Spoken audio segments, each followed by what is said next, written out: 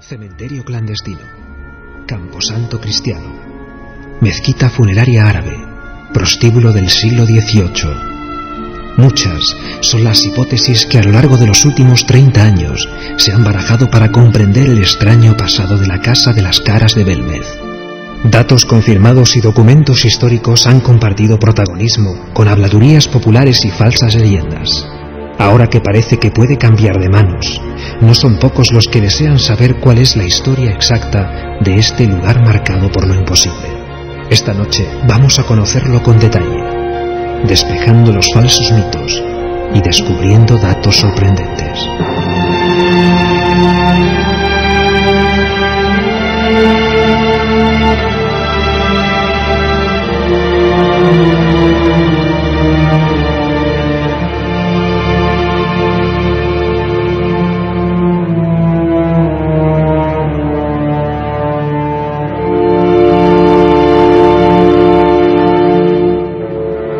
Una y 6 minutos. Bienvenidos amigos, edición de verano de Milenio 3. Esto ya puede llamarse Milenio 3 verano. Empezamos a la 1, media hora antes y hasta las 3.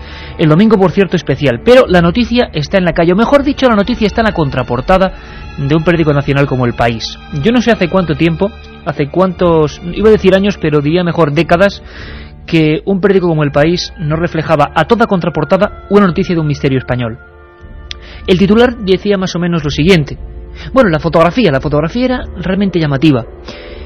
Aquí en la redacción de la cadena SER nos la pasaban exactamente hace ahora 6 días y decía misterio en venta. Y debajo un niño de Belmez, sonriendo con un esbozo casi pícaro y mirando por el ojo de la cerradura. Por un ojo de la cerradura que evidentemente es la de esa casa, el de esa casa, completamente ya cerrada, aunque algunos días se suele abrir para que pasen ciertos visitantes que llegan hasta allí todavía asombrados con la historia de las caras, de las teleplastias. Parecía difícil que Belmez volviese a la palestra informativa, pero el chispazo noticioso de El País solo fue el primero. Tengo en mis manos un montón de información periodística de esta semana. Os leo directamente, amigos. Dice El Ideal de Jaén, el principal periódico de esa provincia: el ayuntamiento de Belmez se interesa por la casa y dice que cuidaría muy bien de las caras. Al mismo tiempo, en Ideal de Granada, 100 millones por las caras de Belmez. Otros periódicos doblaban esa cifra y hablaban de 200 millones de pesetas por una casa de las más antiguas del pueblo, muy humilde, en la zona lateral de la iglesia. Hoy vamos a recorrer su pasado, su auténtico pasado, despejando enigmas, leyendas y falsedades. ¿Es cierto que hubo un prostíbulo? ¿Es cierto que se encontraron huesos de niños? ¿Es cierto que hubo gente que se mató a navajazos? ¿Es cierto que en la época de las revueltas de Riego hubo niños y mujeres sepultados en sus suelos? Todas estas interrogantes se han mezclado siempre con leyenda, con demasiada leyenda, con datos inexactos. Por eso vale tanto la Casa de las Caras, por su historia y por su fenómeno. ¿Y cómo está el fenómeno ahora mismo? ¿Qué piensa la familia? ¿Qué piensa el ayuntamiento? ¿Qué va a ocurrir con esas caras? Se habla incluso de gente del extranjero, siempre extrañas sociedades, que intentan apoderarse de ese portal donde miraba el niño de la contraportada del País. Ese portal que fue en su día, cuando aparecieron las caras hace 33 años, calle Rodríguez Acosta. Después, hasta hace prácticamente 2 o 3 meses, calle Real de Belmez. Ahora se llama calle de María Gómez Cámara. María, la de las caras de Belmez.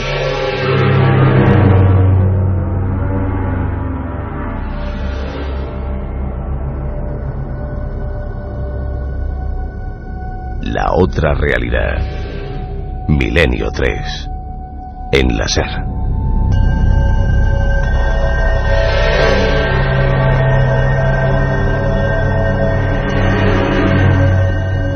Aquí estamos todos: Katia Rocha, Carlos Barroso, Carmen Porter. Buenas madrugadas. Buenas madrugadas, Iker. Estacazo informativo, se podría decir. No nos esperábamos que El País sacase de nuevo a flote la historia de las caras, que parecía ya un poco mortecina después de la muerte de María, la dueña, el 3 de febrero.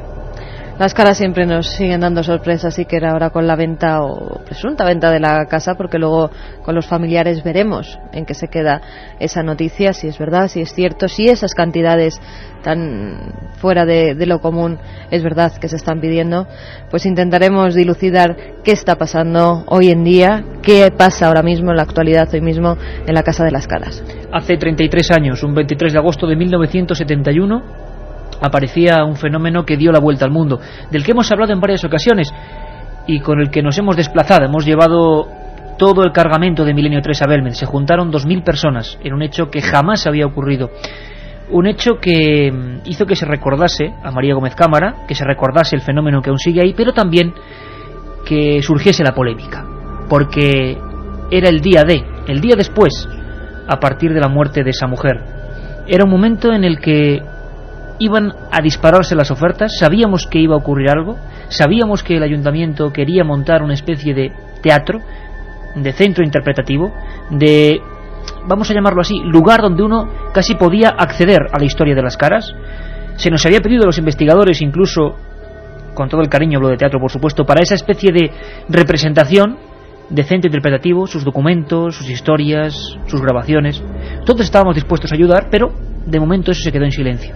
Se cambió el nombre de la calle y ahora de repente nos desayunamos aquel día, hace una semana, con la noticia de que ya había cifras multimillonarias. ¿Es verdad? ¿Es mentira? ¿Esto va a dañar el fenómeno? ¿Cómo están las Caras ahora? ¿Siguen esas caras de niños? ¿Hay sorpresas?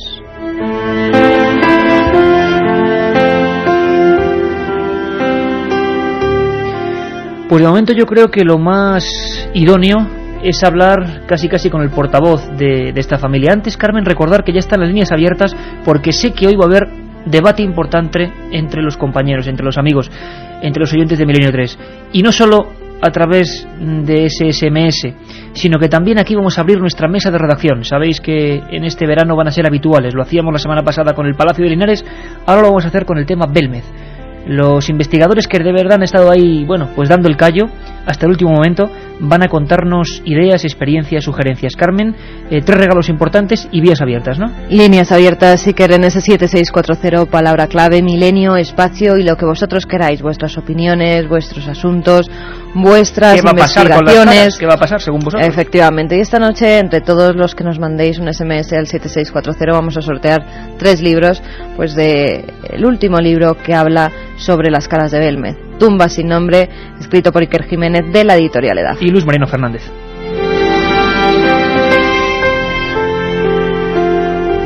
Así que 7640 para cualquier opinión o sugerencia, ¿no? De momento os pediría muchísima atención, porque creo que vamos a tener sorpresas, ¿eh? Vamos a comunicar con Belmez y, bueno, él fue el hijo, Miguel Pereira, que picó la primera cara, ni más ni menos. O sea que de las Caras, su madre y él los que más sabían.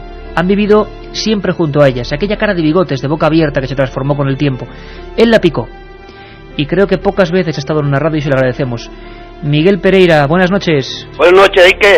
Oye, Miguel, la gente tiene muchas dudas. Bueno, primero, ante todo, la pregunta de rigor. Miguel, ¿cómo están las Caras ahora mismo? Pues las Caras ahora mismo pues siguen viéndose pues igual que siempre. Igual que siempre hay cambios y diferencias, pero que se siguen viendo igual. Pero alguna gente nos decía que se habían difuminado bastante más. No, se ven las Caras, se ven como locas, pasó siempre. Hay días que se ven mejor, otros días se ven peor, lo que siempre ha pasado. Ahora mismo, Miguel, estáis, digamos, porque mucha gente nos pregunta, abriendo la casa, pero en días muy concretos, ¿no? Bueno, los fines de semana abrimos, y los días demás, pues si vienen forasteros que vienen de lejos y eso, ya que se vienen aquí al pueblo y se encuentran aquí, pues vamos y le abrimos y se la enseñamos. ¿Está en venta la casa? ¿No podéis haceros cargos ya de la casa? Pues hemos dicho, vamos, se ha dicho eso en el periódico. Han hablado más de la cuenta, le han puesto a ellos precios que nosotros no se lo hemos puesto. Y pues ya hay compradores que han ofrecido hasta 200 millones de pesetas. Hay gente interesada, Miguel, a estas alturas, a este día de hoy, que ya han ofrecido eso. Y se puede ser, no sé, igual, claro, ¿son ofertas de España o de fuera de España? Pues este comprador, por lo que sí, no sé, vamos, no puedo decir quién es, pero que es de España. De España. Y hasta 200 millones de pesetas han ofrecido por el inmueble, por lo que es la casa que... Sí, por lo que es la casa y todo el tema, vamos, lo que es las caras y la casa. Pero nosotros hemos pensado también, los hermanos, de no vender por ahora. De no vender por ahora. ¿Y por qué, Miguel? ¿Por qué crees tú que primero la prensa ha sacado esa noticia? Pues yo qué sé. Pues claro, es lo que todo el mundo nos ha sorprendido, ¿no? Se hablaba eso de que 1 millón de euros, toda aquella historia de la... No, eso del 1 millón de euros, eso no sé quién lo ha puesto. Mi hermano dice que él no ha dado esa noticia. Él no ha dado esa noticia. De todas formas, Miguel, había una posibilidad, nos han contado, o se hablaba, recordarás tú también en el pueblo, de que el ayuntamiento tenía cierto interés en montar un museo o algo parecido. ¿Eso se ha quedado en agua de borrajas? ¿No se va a poder hacer o cómo lo ves? Pues ahora mismo no se sabe nada. De eso no se sabe nada. Yo qué sé lo que pasará. Habrá que hablarlo y negociarlo, imagino, ¿no? Pues sí, pero no sé, ahora mismo te puedo dar explicación sobre eso, que sí, que había que haber hecho algo, que esto, que lo otro, pero que nosotros ahora mismo no nos han dicho nada. Para ti, claro, el valor sentimental y el valor del fenómeno que está ahí es único en el mundo, eso no hace falta ni decirlo.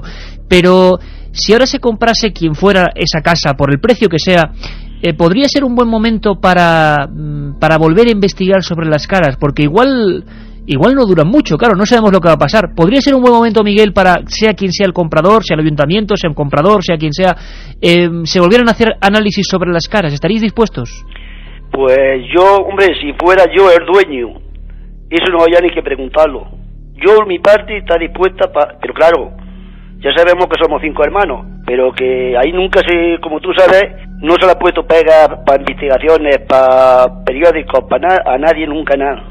Además, las tenéis para cuando queráis venir, el día que queráis venir, que no hay problemas para enseñaros lo que hay, para hablar, para lo que se presente. Y además, Miguel, a mí ya en otro nivel, yo no sé, porque casi no pudimos hablar, a mí me pareció muy emocionante que cuando nos despedimos aquella noche que hicimos esa especie de homenaje, pues tú estabas francamente emocionado, y sí, me acuerdo ahora mismo, y me dijiste, Miguel, que gracias, ¿no? Porque habíamos intentado hacer, mejor o peor como nos saliese, pero sí, un homenaje a tu madre, y le llegó a miles de personas, ¿no? Sí, me lo recuerdo muy bien. Sí, había que dicho que se podía haber hecho más, que tal, que cual, pero yo qué sé, yo lo vi muy bien. La casa, la compre quien la compre, ¿se puede hacer luego ahí obra, cambiar, o eso de alguna manera tiene que quedarse exactamente igual? La casa se le puede hacer mucha obra, siempre dejando las caras como están, la fachada como está, pero que atrás se le puede subir un cuerpo, se le puede hacer muchas cosas. Además, los señores estos que estuvieron viéndola, pues lo vieron, que se puede hacer muchas cosas.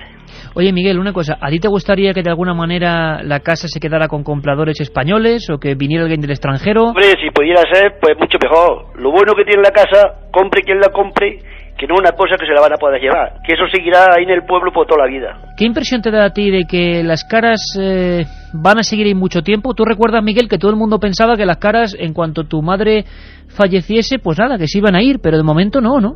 Pues yo creo, y mi madre siempre lo ha dicho, muchas conversaciones que hemos tenido yo estando allí solo, y ella lo ha dicho, que las caras, ¿por qué tienen que irse? Porque ella llegue el día que muera o lo que sea, que no tienen por qué irse.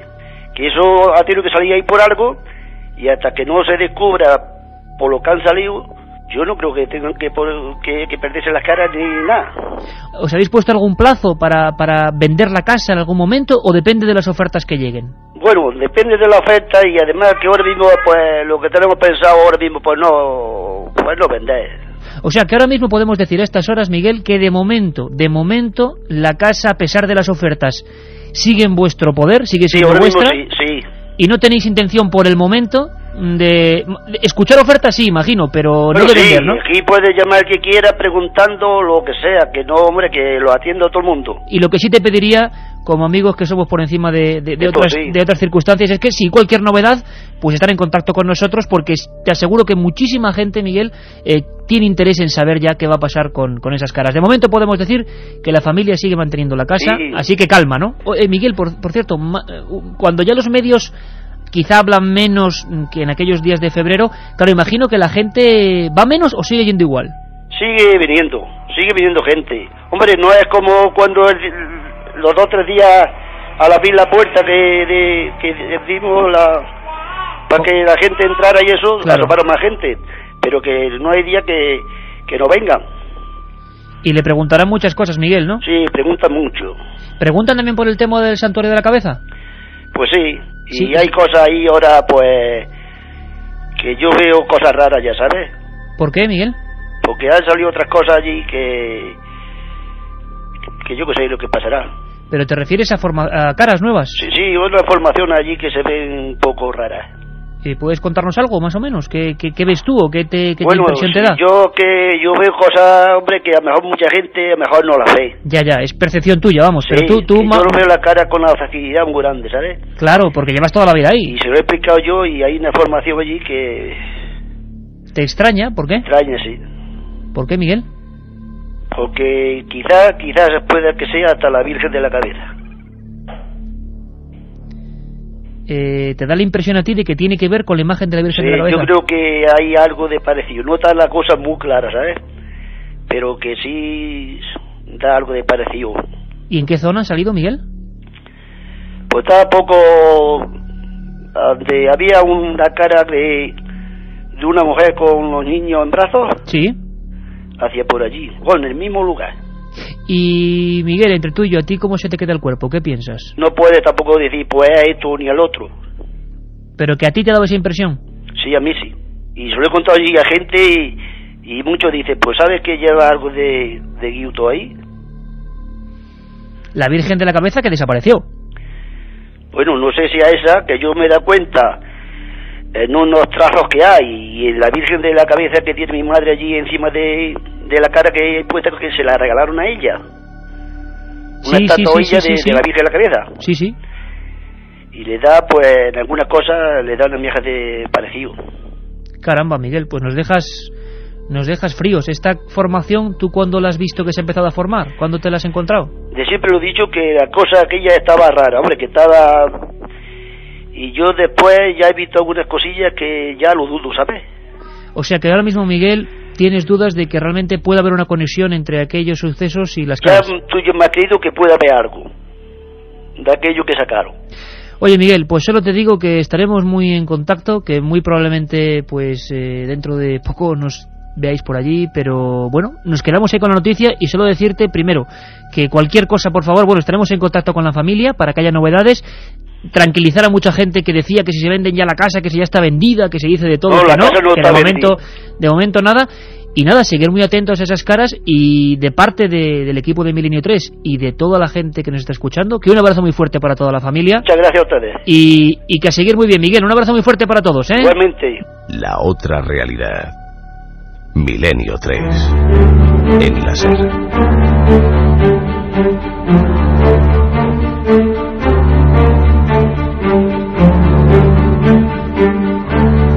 1:22 minutos, nos ha dejado el cuerpo, a mí por lo menos frío, Miguel Pereira, el hijo, el hombre que picó esa cara. ¿Qué dice la gente 7640, Carmen? Pues hay muchas opiniones, Iker, gente como Rafa de Valencia que nos dice, ¿es posible ver aún esas caras? ¿No decíais que era posible que desaparecieran? Un saludo. Pues sí, sí que es posible ver aún esas caras, sobre todo los fines de semana, que son cuando los hijos pueden abrir las puertas de esa casa. Estamos en pleno Parque Natural de los Alcorconales y parece que vemos caras en los árboles. Da miedo, nos dicen Charlie y Ross. M. Rentero nos dice, se ha llegado a decir que piden 500 millones, pero esa casa sabemos que no tiene precio. Lo mejor sería hacer lo que dice el ayuntamiento. Postdata, hay más caras. Noticias, hombre, la última... No lo dice otra persona, que luego aquí cada uno es muy libre, lo dice Miguel Pereira, que para él había una cara nueva, que él le asemejaba a la Virgen de la Cabeza. Ya sabéis la historia, la conexión que realizamos precisamente en ese libro que hoy sorteamos, Tumbas sin nombre, editado por EDAF, y donde de alguna manera se recogían primero la noche de intuiciones y de investigaciones realmente magníficas de Ricard Bru, que luego estará con nosotros, donde por vez primera se asistía a una hipnosis regresiva y de alguna manera María participaba en ella. Y Ricardo tuvo la intuición genial de preguntar por un pasado turbulento, por un pasado, digámoslo así, terrible, que parece que insinúa todo ese mundo de las caras. Y resulta que María nos dejó a todo el mundo de 30 años de investigación realmente boquiabiertos cuando dijo que su familia había muerto así. Empezamos a investigar, cogimos también el testigo por otras vías de esa investigación, quizá haciéndolo nosotros, Luis Moreno y yo, desde el punto de vista de los archivos históricos. Ricardo Bru siguió con sus investigaciones por el lado más de la sensitividad, cada una sacó sus conclusiones. todo en el fondo es una misma investigación, y nosotros vimos que había similitudes sobrecogedoras entre la familia muerta, la familia de María, las sobrinillas y la hermana y el cuñado de María, muertos en el Santuario de la Cabeza en 1937. Algunas de ellas, algunas de esas similitudes todavía hoy impactan. Por ejemplo, accediendo a los primeros informes de la primera piqueta que se hace en Belmez, descubro que debajo de una cara, de la primera cara realmente de Belmez, que era idéntica a la que llaman la pava, con bigotes, boca abierta, aparecieron dos palabras, que era fe. Cuando Luis Mariano y este que os habla investigan en los archivos, se dan cuenta de que el coronel Fe es el que ordena la subida y el bombardeo de esa zona con morteros donde se escondía la familia de María. Otras, por ejemplo, podrían ser la boca de esa misma cara, con bigotes, boca abierta. Si uno mira las fotografías con el paso del tiempo, se da cuenta de que de esa boca sale un chorro negro, una especie de lengua, parece alguien que se burla. Claro, no sabíamos cómo había muerto esa familia exactamente. Cuando indagamos nos damos cuenta de que Miguel Chamorro, cuñado de María, padre de familia de esa parte familiar de María que fue sepultada allí en las tumbas sin nombre del Santuario de la Cabeza, muere no fusilado, no con un tiro, que sería lo lógico que pensamos todos en la guerra, ¿no? No, muere envenenado. El 2 de febrero recuperamos el parte médico, y el parte médico dice que Miguel Chamorro murió con la cara desencajada y vomitando sangre constantemente. ¿Estaba dando esa cara de Belmez una información? Y por qué no decir esa psicofonía que obtiene Germán de Argumosa, una de las primeras, junto con el catedrático José de Solas de la Universidad de Madrid. Ponen varios magnetofones y salen dos voces, una que dice yo sigo enterrada, es la situación de esa familia en el Santuario de la Cabeza, y otra dice aquí empieza el infierno. ¿Cómo nos quedamos cuando en el quinto o sexto viaje a esa zona el acceso, aquí empieza el empiece del Santuario de la Cabeza se llama desde tiempo inmemorial Valdeinfierno? Pues muchos datos, muchas similitudes, muchas circunstancias curiosas, y la verdad es que es increíble lo que está ocurriendo. Rápidamente, porque tenemos invitados de excepción, queremos hablar con Donato Hervás, muy rápidamente, que es uno de los portavoces de la alcaldía, la primera persona que a mí me enseñó las caras de Belmez. Queremos saber si es cierto eso de los 500 millones, de los precios, de los datos. ¿Qué dice el ayuntamiento? Dicen aquí en Diario Jaén que el ayuntamiento ha ofrecido 5 o 6 millones, que eso no consuela a la familia, digamos, con los precios que parece que alguien está ofreciendo. Donato Hervás, amigo, buenas noches. ¿Donato? Vamos a ver si lo tenemos. Parece que hay algún pequeño error. Donato, buenas noches. Buenas noches, Iker. Misterio en venta, eso es lo que dice El País y otros muchos periódicos. ¿Es cierta esta noticia? ¿Está en venta la casa de las caras de Belmez? Sí, sí es cierta.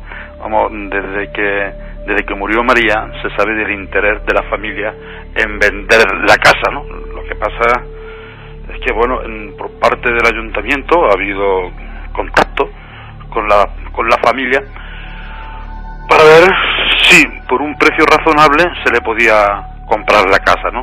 ¿Para qué? Para que esta casa sirviese como museo para guardar en la memoria de todo, pues la figura de María, y no solamente la figura, sino otra parte de su obra. Les digo parte porque mucha de ella ya se ha ido, pero sí que queda todavía parte, como las dos caras que hay encuadradas en la pared, y que se sacaron del suelo, como son la pava y el pelao.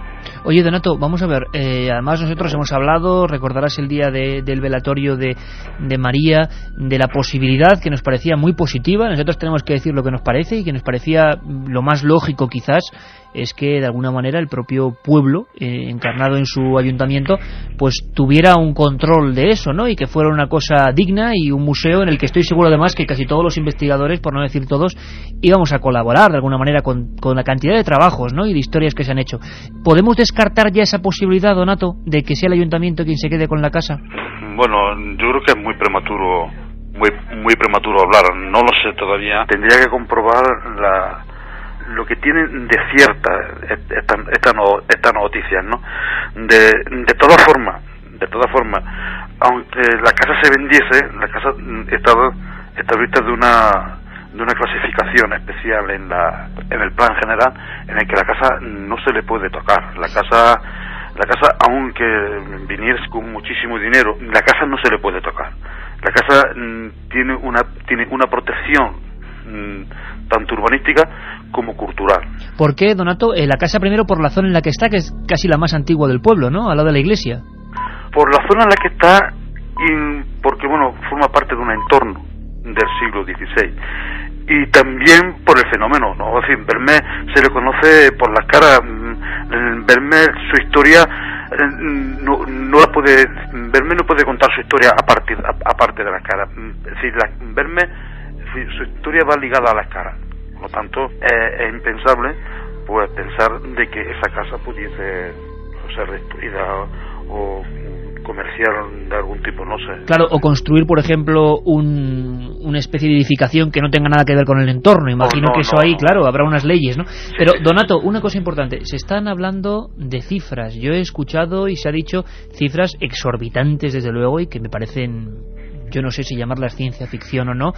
¿Tenéis algún dato? Porque yo he llegado a escuchar historias de que si 1 millón de euros, o sea, unas cosas absolutamente... Porque no sé, ¿cuál es el precio medio, se podría decir, de una vivienda en Belmez de la Moraleda normal, nueva o antigua? Claro, imagino que serán precios bastante ajustados, ¿no? Pues vamos, en la zona en la que está, y viendo de que la edificación es muy vieja, es muy vieja, es decir, el valor que tiene esa casa es muy pequeño, es decir, una casa es pequeña, ya está muy vieja, no tiene servicio de ningún tipo.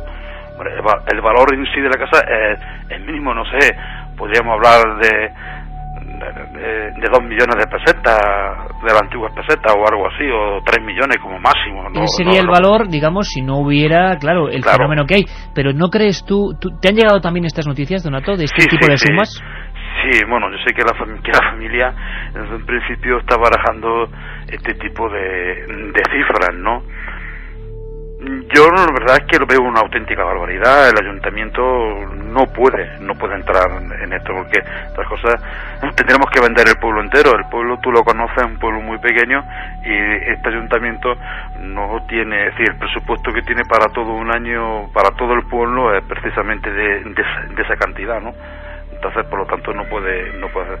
Eso es una locura. ¿Se puede llegar a temer, Donato, sinceramente, teméis por el futuro del fenómeno? Vamos a ver, el futuro del fenómeno podemos temer, no lo sé. Primero vamos a ver, porque las caras, y María lo decía y tú lo sabes, las caras necesitan ser vistas. El fenómeno se puede dañar, se puede perder en el momento de que esa casa permanezca cerrada, de que esa casa se quiera especular con ella. Esa casa solamente se quiera con un lucro, con un lucro de sacar dinero. El fenómeno se puede dañar de todas esas formas, no solamente vendiendo la casa. Sí, la única forma, yo creo, de salvar ese fenómeno es recordando la memoria de María, que María quería, y María, ya que las caras necesitaban ser vistas, porque es su obra, y las caras necesitan ser vistas. Oye, Donato, por cierto, ¿sigue adelante la propuesta para que la calle se tenga el nombre de María? Ya es la calle María. ¿Ya está puesto como calle de María Gómez? Sí. ¿Has estado hace poco viendo las caras? O... Sí, estuve hace poco, hace poco estuve, sí. ¿Y qué nos cuentas, Donato, cómo están? Pues las caras, hombre, las caras están bastante más difuminadas, se ven algo menos. También es normal, la casa está cerrada, abren solamente los fines de semana, ya no está María. ¿Podría ocurrir que alguien, un particular, no sé, pongamos, incluso un extranjero, que también se ha podido hablar de eso, compre la casa y haga un negocio, pues no sé, negocio puro y duro, abriendo a unas horas, pagando unas entradas? ¿Eso legalmente se puede hacer? Pues eso lo estamos estudiando, no creo, es decir, cualquier tipo de negocio tenía que pasar por una autorización municipal. Claro. Y la verdad, yo te digo que en el ayuntamiento no tiene conocimiento en absoluto de ninguna oferta, y no creo que nadie venga a pagar esa cantidad tan grande sin primero asegurarse de qué es lo que puede hacer, porque nadie sabe lo que puede pasar con el fenómeno. Hombre, no creo que venga uno, por mucho dinero que tenga, y vaya a ver tantísimos años de investigación y se la vaya a cargar, ¿no? Es decir, ahí hay un fenómeno que lleva muchísimo tiempo. Ahora mismo nadie sabemos lo que puede estar pasando. Yo no lo sé. Puede seguir, no puede seguir. Las caras están bastante más difuminadas, ¿no? Y no creo que nadie se arriesgara a un negocio tan puro y duro, es decir, y mucho menos sin contar primero con el beneplácito municipal del ayuntamiento. Y te agradecemos mucho, Donato, tus palabras, y te pediríamos que si ocurre cualquier cosa, pues estar en contacto, porque la gente, los amigos de toda España, quieren saber cuál va a ser el futuro de esas caras que de momento están ahí encerradas en ese número 5 de la calle ya María Gómez. Donato Hervás, del Ayuntamiento de Belmez de la Moral, y de la persona, siempre lo digo, que a mí me abrió por vez primera esa puerta, y yo por eso siempre le estoy muy agradecido. Un abrazo, Donato. Un abrazo, Iker. La otra realidad. Fenómenos extraños. Milenio 3. En la SER.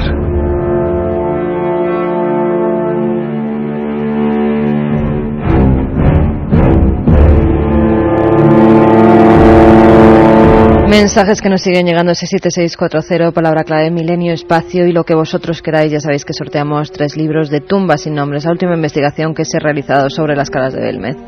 Sara nos dice: el ayuntamiento y la familia deberían llegar a un acuerdo para la conservación de la casa. Eugenio de Valdemoro: si ese fenómeno sucediera en USA, tendríamos varias pelis y miles de noticias en los telediarios. Los propietarios deberían ofreceros la casa para que fueseis los primeros en desvelar el misterio. Me llamo Miguel y soy vigilante.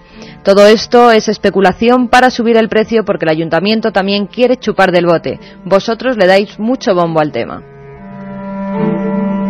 Ahora nosotros seremos los que tenemos la culpa. Esto es tremendo, pero la opinión es libre y ahí lo tenéis. Por cierto, importante, Galicia, 23 de julio, en La Coruña, en el Castillo de Santa Cruz. La próxima semana estamos ahí. Poneos en contacto con Radio Coruña, que será lo más fácil, porque no es exactamente cómo está organizado esta vez el tema. El aforo no es muy grande.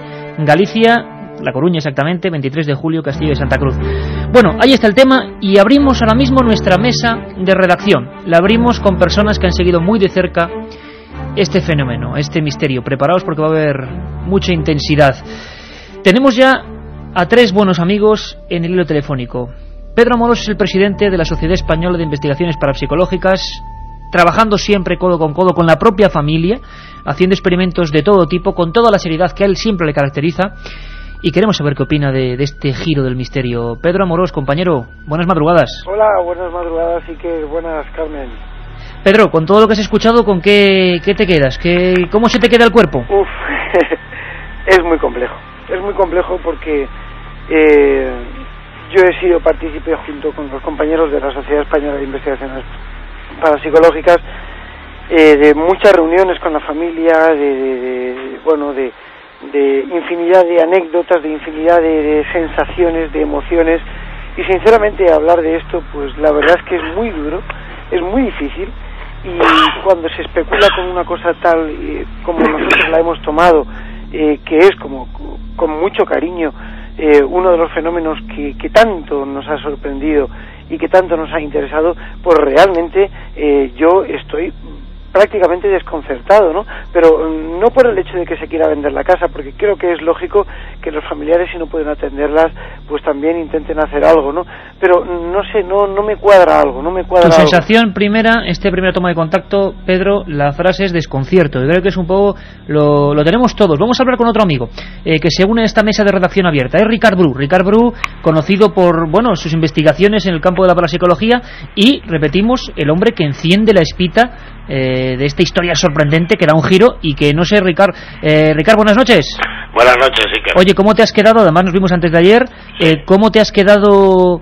Que yo me he quedado helado cuando Miguel, pongamos todas las comillas si quieras, el hijo que está ahí en la casa cerrada, dice que ve una cara que se parece a la Virgen de la Cabeza. Bueno, no, a mí simplemente no me extraña. Yo he hecho 3 investigaciones, no más. Pero debe ser el único que no le extraña y que te quedas frío, o sea, te quedas tranquilamente ahora, porque es fuerte el tema, si es así. Bueno, como tú sabes, yo hacía un programa que se llamaba Flashback. Exacto, en Canal Sur. Sí, y hicimos 3 investigaciones. Yo he defendido la hipótesis de la Virgen de la Cabeza siempre. La he defendido y me ha costado lo suyo. Si quieres, en su momento podemos hablar qué ha pasado. Yo hablé con María, me dio un trozo de cemento de Belmez. En fin, hay una serie de cosas que, por respeto a que no está, no voy a contar, por supuesto, pero las que pueda contar, cuenta que te las diré, ¿no? Para mí no es ninguna sorpresa que las caras vayan difuminándose algo, y tampoco es ninguna sorpresa que el hijo pues pueda ver esto, porque eso yo es algo que he dicho públicamente y que no me sorprende, sinceramente.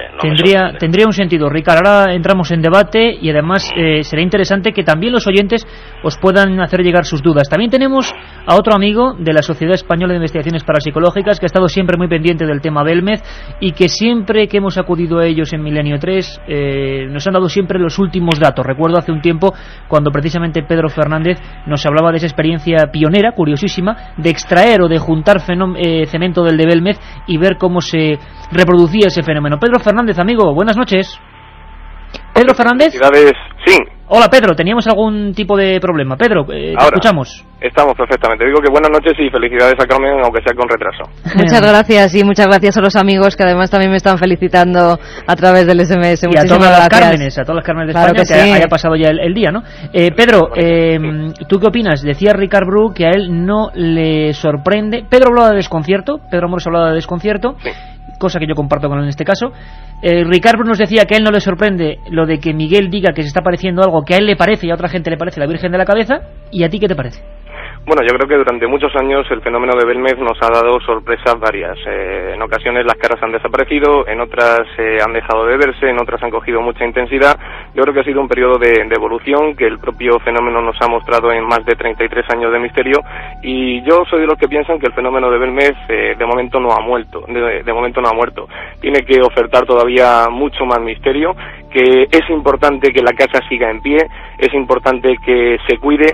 Yo creo que esa casa la tenemos como nuestra, digamos, todos los investigadores y amigos y curiosos que nos hemos acercado hasta ella, y de alguna forma pues a mí también me resulta un poco triste el que haya que deshacerse de la casa por cuestiones económicas o demás, aunque evidentemente respetamos la opinión de los familiares, pero en principio comparto la opinión de lo que se ha dicho hasta el momento. Oye, yo os hago, podéis intervenir en el momento que consideréis oportuno, es una mesa de redacción, queremos compartirla con los oyentes, pero yo te preguntaría, Pedro Amorós, ¿crees que es posible que se estén pidiendo barbaridades? Igual es que lo vale, yo no lo sé.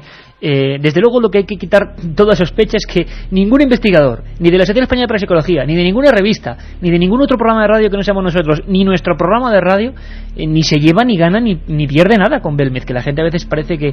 ¿Tú crees que se están pidiendo esas sumas, Pedro? ¿Que se están dando esas ofertas? ¿Que puede haber un investigador o grupo de investigadores, así lo decía Miguel, que estén hablando de más de 1 millón de euros? ¿Pedro? Vamos a ver si Pedro Amorós... Que está por ahí. Sí, la verdad es que sí. La verdad es que para mí es una cantidad bastante desorbitada. Y una cantidad desorbitada por razones obvias. En una reunión que mantuvimos junto con el ayuntamiento y junto con todos los familiares, reunimos a todos los familiares y por otra parte el CEIP y por otra parte el ayuntamiento, y empezamos a hablar de la situación y el posible futuro de la casa, ¿no? Y yo recuerdo que se barajaban muchas cosas y sobre todo lo que se hablaba era del futuro de la casa. ¿Qué podría valer esa casa? ¿Qué podría costar? Bueno, a mí me lo preguntó, yo recuerdo que me lo preguntó Miguel o José, no recuerdo bien, y yo, vamos, allí se dijo, bueno, pues que la casa no tiene valor como fenómeno, y lo que tú decías antes, no tiene valor.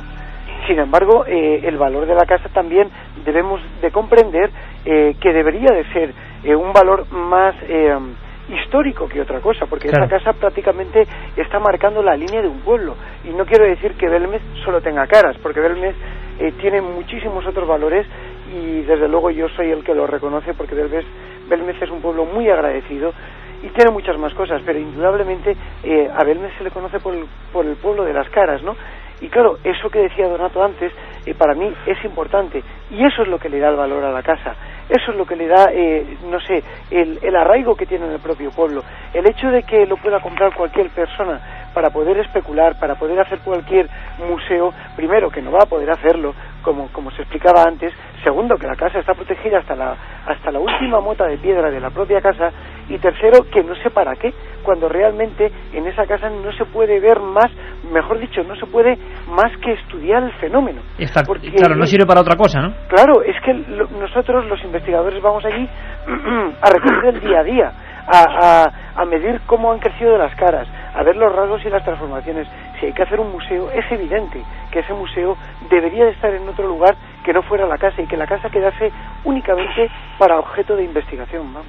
Oye, Ricardo, has dicho que has tenido muchos problemas desde que hiciste aquellos programas en Canal Sur, que han motivado nuestra investigación también, pero que cuando tú la sacas a la luz hay problemas. ¿Crees que el fenómeno puede resentirse? Te hablo ya no del inmueble, sino del fenómeno. ¿El fenómeno si ahora llega otro comprador que no es María, otras personas que no estén allí, que no sea la legítima dueña, puede resentirse a nivel parapsicológico, te hablo?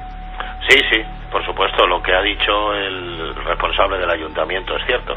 Yo hay una cosa que no me quiero alargar, tú me cortas cuando quieras, es que yo me gustaría explicar mi teoría, muy breve. Venga. El por qué, ¿no? O sea, ante todo, está aquí Pedro Amorós, que es un entrañable amigo, que lo saludo, por supuesto. Hemos discutido mucho sobre Belmez, pero hay una cosa que para mí es básica. Mi línea de investigación es pura y exclusivamente parapsicológica. En este caso, el fenómeno es un fenómeno psicapa, es decir, un fenómeno que tiene que ver con la materia, y lo primero hay que decir que las teleplastias en realidad son ideoplastias. Para que la gente nos entienda, Ricard, serían, las formaciones artísticas extrañas no hechas por ninguna mano que aparecen de repente, ¿no?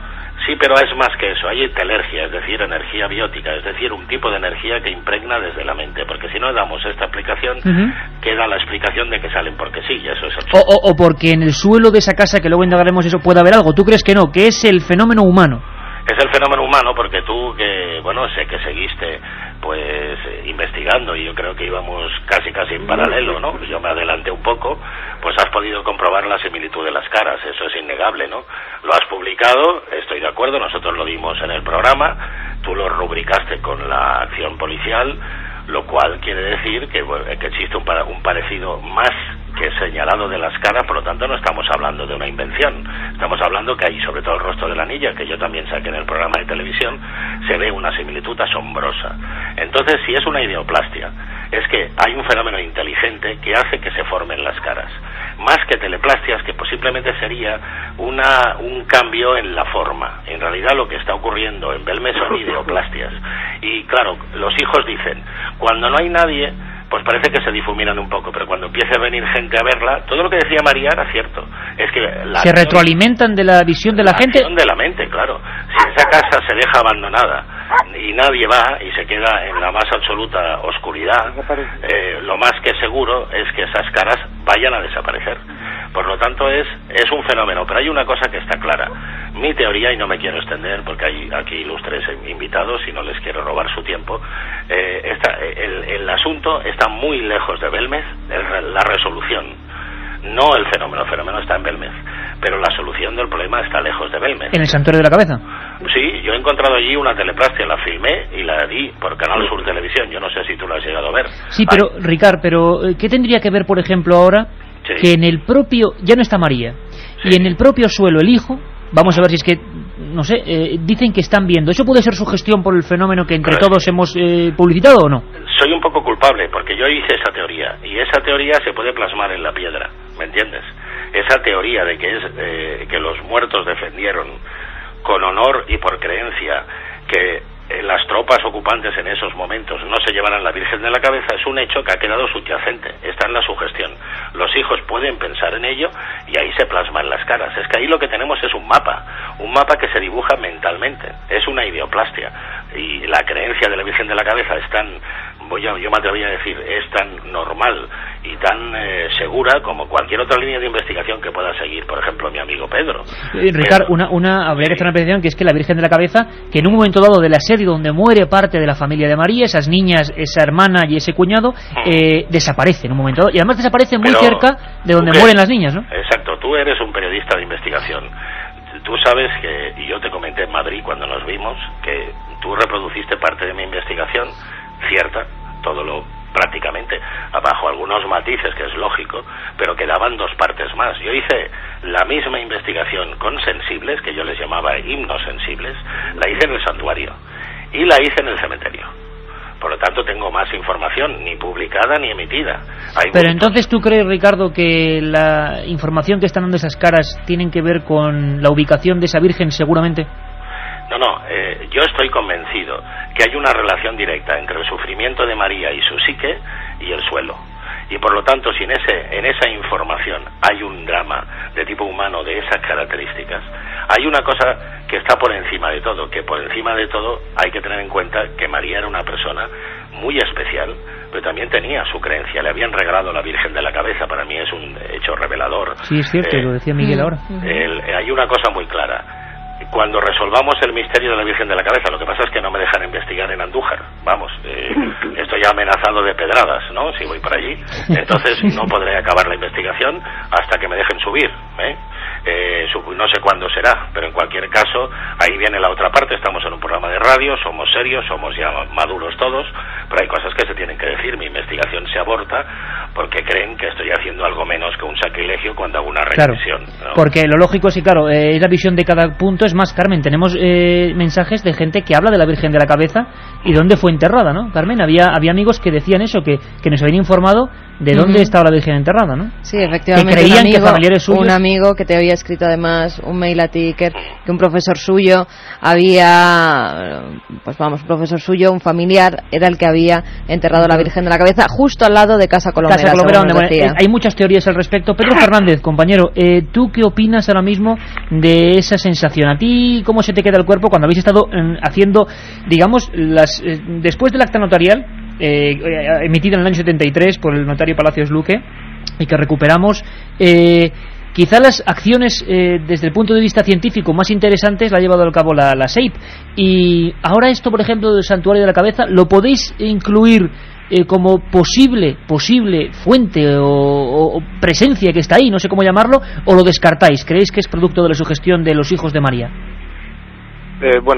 Nosotros en principio, sabes, Iker, que no descartamos absolutamente nada. Todas las hipótesis que se apunten y que sean argumentadas evidentemente con unos principios, pues todas ellas son bienvenidas. A mí siempre me ha llamado la curiosidad y la atención, a mí y a los compañeros de la Sociedad Española de Investigaciones Parapsicológicas, la parte más, digamos, material, más científica del fenómeno. Y digo esto porque es un detalle que no quiero que se escape en un programa tan especial como el que hacemos esta noche. Sabemos que científicamente está demostrado que las caras de Belmez están formadas por partículas de humedad. Eso significa que cuanto menos humedad haya en el ambiente o en el propio subsuelo de la casa, las caras van a dejar de ser tan objetivas como lo han sido en periodos en los que el agua pues estaba de una forma tan presente en el interior de ese inmueble, ¿no? Nosotros, la verdad es que yo decía al principio que teníamos tristeza porque tenemos muchos planteamientos que hacer para de alguna forma llegar a la conclusión que apuntaba en su momento el profesor Hans Bender al inicio de las primeras investigaciones, con que María estaba relacionada con el fenómeno. Si tenemos en cuenta que el fenómeno de Belmez, las caras están hechas a través del fenómeno de la hidratación de las superficies, tal y como dice la Ingeniería Superior Industrial, nosotros lo que pensamos es que, voy a poner un ejemplo muy claro, a ver si con esto conseguimos llegar a todo el mundo. Imaginemos que estamos en un cuarto de baño, llenamos el baño y el espejo se vaporiza. En ese momento dibujamos, por ejemplo, una S y nosotros visualizamos esa letra que hemos hecho en ese instante.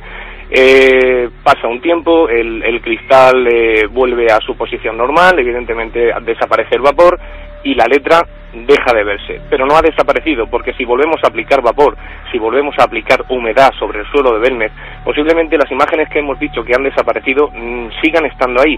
Yo creo que es un experimento que debería realizarse, que ya de alguna forma hemos valorado en la Sociedad Española de Investigaciones Parapsicológicas, y creo que podría arrojar por lo menos un poquito de luz a las últimas investigaciones que estamos realizando, pues eso, desde el margen de la propia ciencia, ¿no? Intentamos atajar y atacar el fenómeno de alguna forma, y la mejor forma es hacerlo incentivando a que esas caras de alguna forma, si está en nuestro poder visualizarlas de nuevo, pues que lo podamos hacer de nuevo, ¿no? Lo volvamos a repetir. Y en eso es en lo que estamos, Iker, intentando de saber cómo podemos hacerlo. Evidentemente tendríamos que contar con el apoyo de la familia, tendríamos que contar con el apoyo de ciertos profesionales, con el ayuntamiento, pero creo que sería una iniciativa y un proyecto que no habría que desaprovechar. Intentar motivar de alguna forma que el fenómeno material vuelva a estar ahí presente, porque quizás nunca haya desaparecido. Pedro, en este caso Pedro Amorós, compañero, yo me gustaría hacerte una pregunta muy clara, y ahora enseguida vienen las preguntas de los oyentes también. habría la posibilidad, yo me pongo lo que a mí me gustaría, habría la posibilidad, sea quien sea, o que haya más facilidades, porque ya sabéis que las facilidades han sido todas hasta cierto límite. Es decir, ¿no creéis que ha llegado el momento de que se pueda recortar, por ejemplo, una cara, o volver a indagar sobre el pelao, que es la cara esa que está... Hablo en este caso como Iker Jiménez, personalmente. ¿No creéis que ahora sería el momento de verdad de hacer un análisis de una cara con luz y taquígrafos? Porque es que da la sensación de que los científicos más ortodoxos siempre nos pueden decir que bueno, que ya están los análisis de Belmez, lo del CSIC, pero que no queda del todo claro.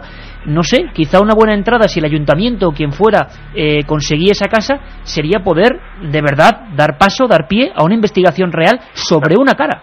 Sí, la verdad es que sí, la verdad es que era uno de los planteamientos que nosotros teníamos, desde luego, en cuanto a los análisis progresivos de las formaciones de las caras, ¿no? Pero hay algo muy importante que debemos de tener en cuenta, y es el cómo se forman, el por qué se forman y a qué se debe todo esto. Antes Miguel estaba diciendo que él había visto una serie de formaciones nuevas y tal. Yo, según las pruebas, según las últimas investigaciones que nosotros hemos hecho, pues la verdad es que he visto pocas formaciones nuevas. Sí he visto una transformación, ojo, y he visto una transformación a día 12 de marzo de este mismo año.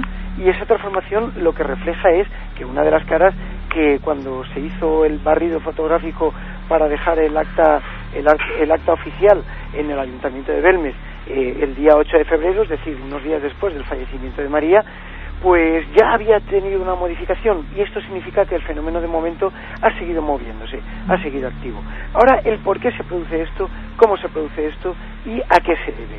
Si tenemos que los factores que pues estaban generando ese movimiento, esa emulsión de las caras, estaban bastante determinados, y María Gómez Cámara se encontraba entre ellos, cuando ahora María no está ya entre nosotros y se siguen mostrando ese tipo de manifestaciones, es porque hay algo ahí que se produce. Ese algo, quizás, como decía el profesor Germán de Argumosa en sus tiempos, si no está en nuestro plano físico, hay que buscarlo en otro lado.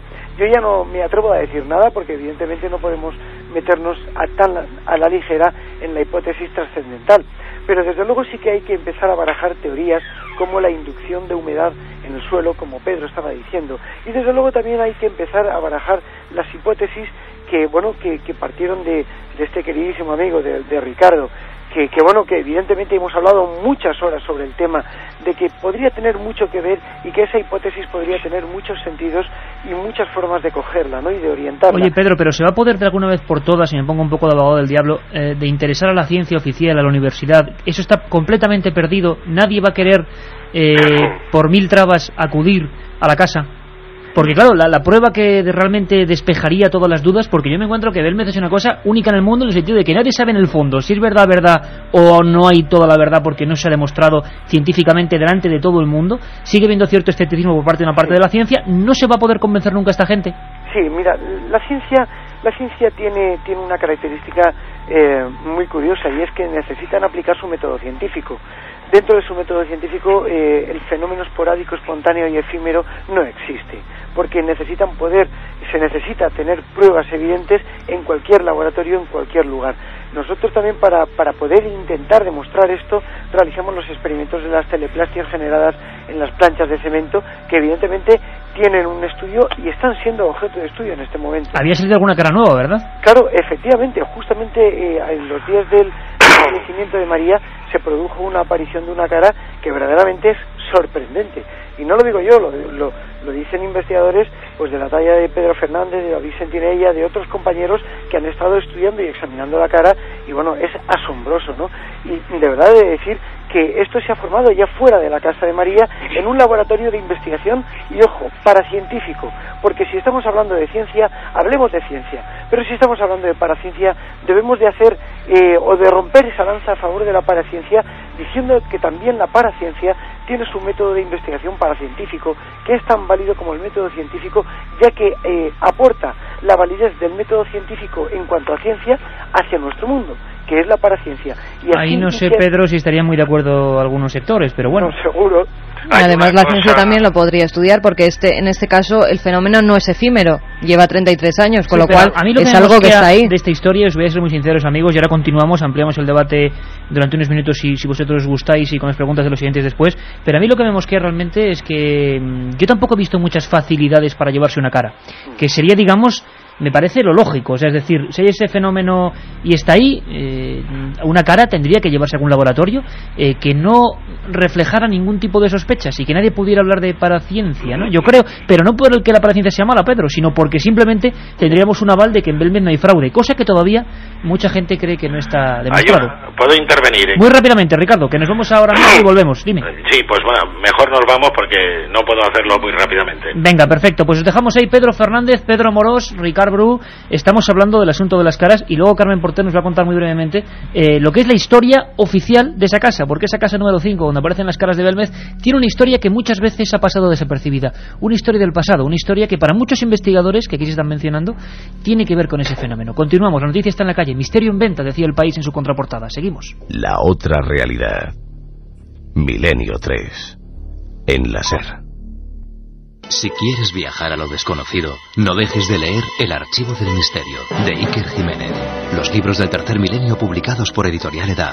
Ya a la venta El Enigma Nazi de José Lesta, El Código B de David Zurdo, Top Secret de Santiago Camacho, Magos y Reyes de Marra y Bueno y El Camino de Santiago de Mariano Fernández Urresti. Si te gusta el misterio, esta es tu colección.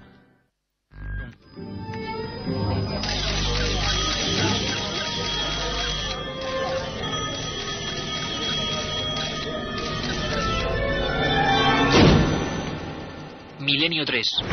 Una ventana abierta hacia otros mundos. Milenio 3. Milenio 3. Cadena SER. Pase lo que pase.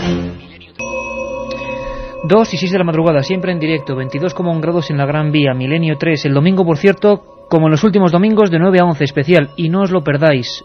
Os doy el titular. Y además con cosas muy sorprendentes. Programa de reportaje. Habrá parte de mesa de redacción. Y el tema... ¿Habéis oído hablar alguna vez de... Humo? El planeta Humo, una especie de fraude efectuado en nuestro propio país. ¿Con qué significados, con qué motivos? Habrá muchas sorpresas, casi tantas como hemos escuchado hoy sobre Belmez. Están ya preparados nuestros amigos, pero antes, Ricard Bru, Pedro Fernández, Pedro Amorós, mesa de redacción abierta, la noticia en la calle.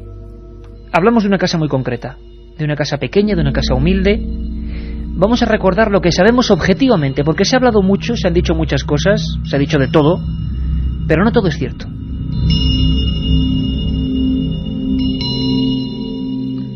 En el solar que actualmente ocupa las casas 1, 3, 5 y 7 de la calle Rodríguez Acosta, hoy calle de María Gómez, estuvo el camposanto belmorense hasta bien entrado el año 1838. Anteriormente se ha descubierto que en el siglo X allí se levantaba una construcción funeraria árabe, cuya piedra fundacional se encuentra en la actualidad en el Museo Provincial del Reino de Jaén. Especialistas como la periodista Sol Blanco Soler aseguraban que a mediados del siglo XIX se produjeron en esas viviendas una serie de matanzas y de enterramientos ilícitos. Las grabaciones psicofónicas obtenidas por la experta parecen hacer referencia a clanes o familias que acabaron sepultados en pasadizos subterráneos de estas construcciones.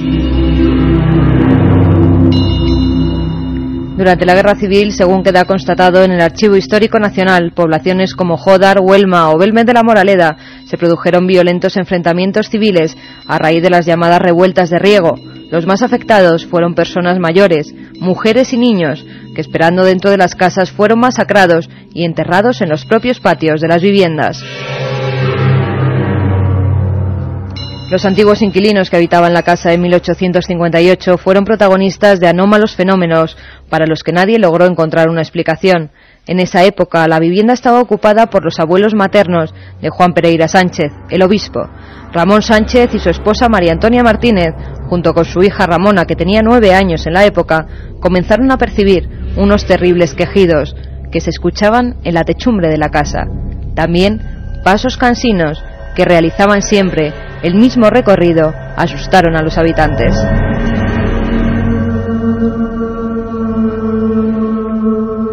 En un principio se pensó que podría tratarse de una gamberrada, pero cuando varios vecinos aseguraron haber observado una figura fantasmal que, según describieron, parecía un muerto, junto a una de las higueras que antiguamente flanqueaban los patios interiores, comenzaron a sentir verdadero pánico.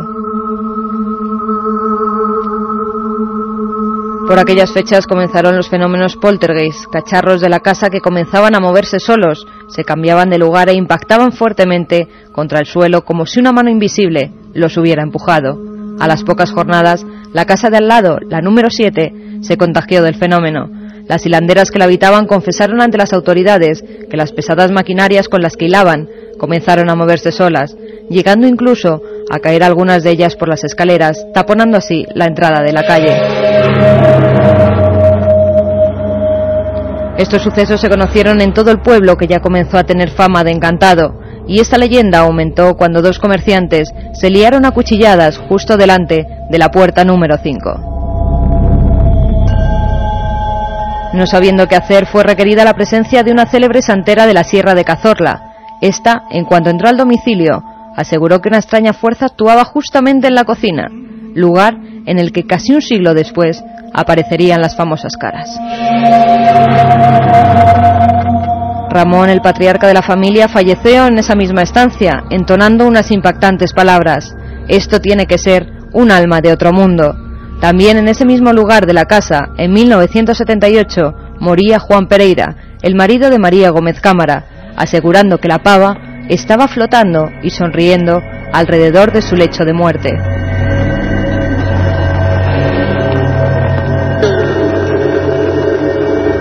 Una casa con bastante historia, y una historia que se ve certificada de algún modo por un acta notarial que habéis escuchado aquí en voz de su propio protagonista, Antonio Palacios, al que Lorenzo Fernández y servidor encontraron 25 años después, en el silencio total, y nos recibió en Córdoba.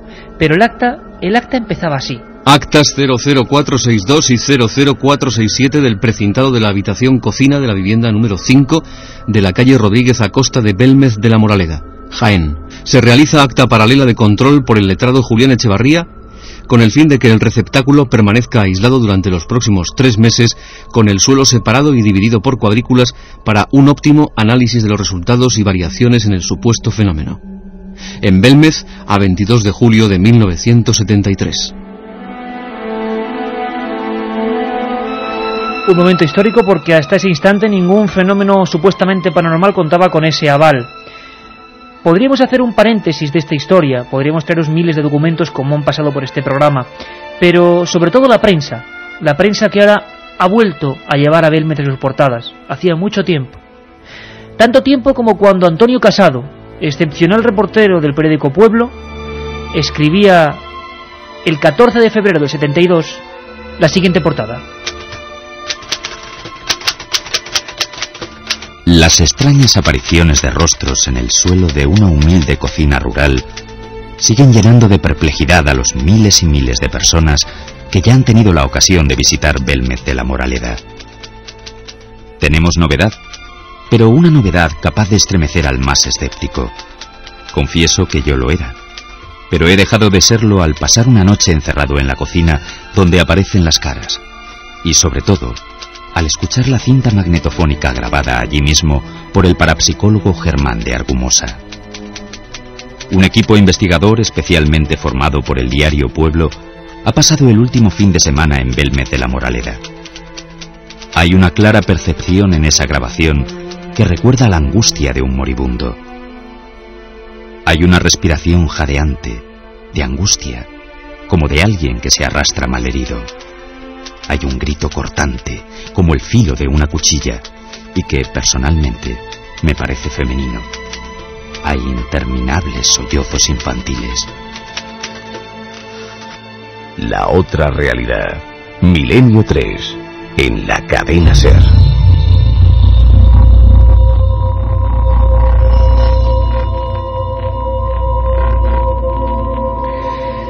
Ya sabéis, sorteamos 3 ejemplares de Tumba sin nombre, de Editorial Edad, de esa investigación bastante asombrosa y que también cuenta la historia de cómo el gobierno, que sería otra parte muy larga de contar ahora, cómo el gobierno de la época realizó esa operación Tridente, con documentos, con datos, con el ministro de la Gobernación Garicano Goñi, con el alcalde extorsionado, con la participación de la Iglesia con nombres y apellidos como el obispo de Jaén, bueno, todo lo que se movió en torno a ese fenómeno que es parte de la historia y que estamos analizando porque el periódico El País y otros periódicos como Jaén o como Ideal de Granada pues sacaban también en sus portadas y en sus crónicas. Hablaban de que la casa estaba en venta. Escuchábamos, para quien conectéis ahora, a Miguel, el hijo de María, el hombre que picó la primera cara, el que se hartó de esa primera cara misteriosa, la picó y a los 7 días volvió a salir, empezando un fenómeno sin fronteras ya.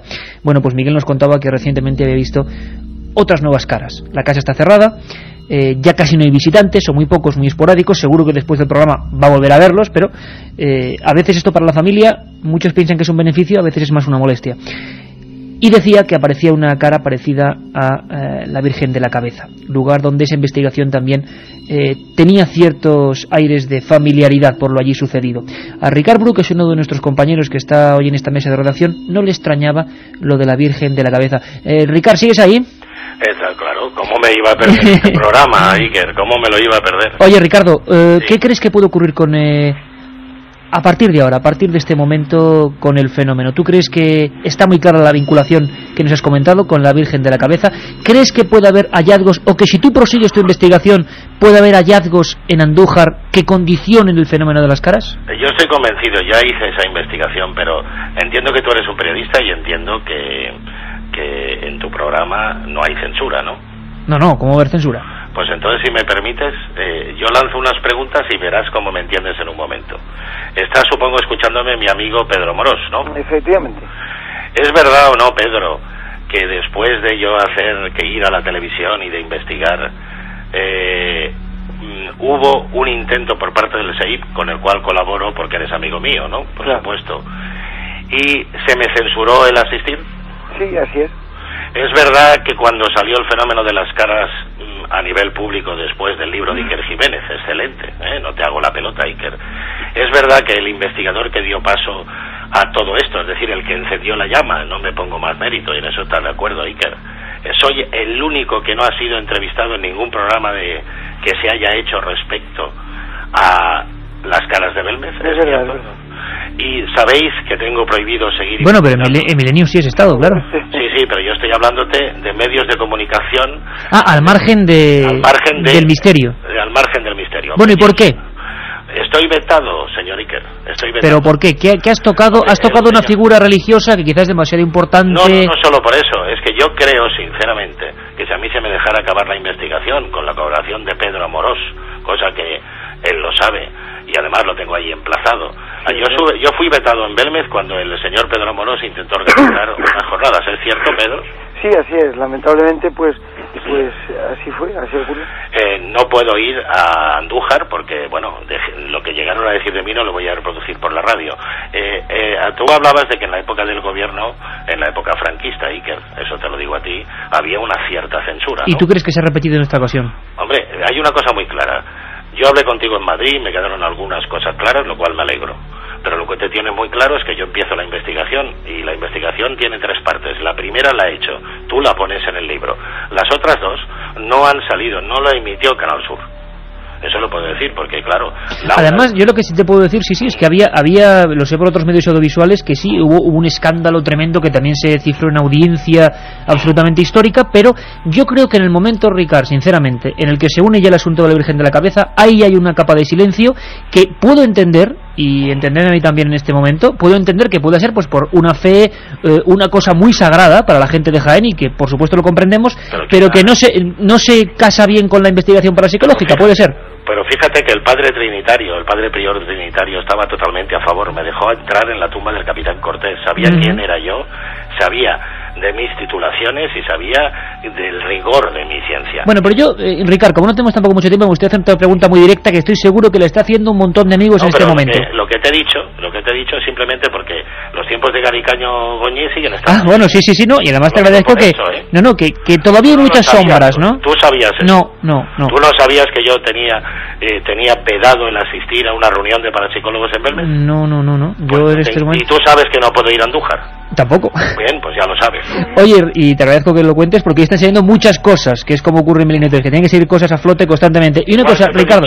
Igual que te he dicho antes, que tengo un trozo de cemento que me dio la propia María. La propia María. Y es raro, yo fui la última persona que hablé con María en plan investigación psíquica, que Pedro Amorós ha estado mucho más que yo, pero a nivel psíquico, a nivel de regresión, ella me dijo algo que algo que en principio ya en estos momentos no sé si debo decir, porque pues hombre, no nos dejes con la autobús así. Simplemente es que lo que no quiero es ya no trabajar más, ¿entiendes? Pero algo crees tú, Ricard, no hace falta que digas el contenido exacto, pero algo que refrenda tu teoría de la conexión con el trauma de la guerra civil.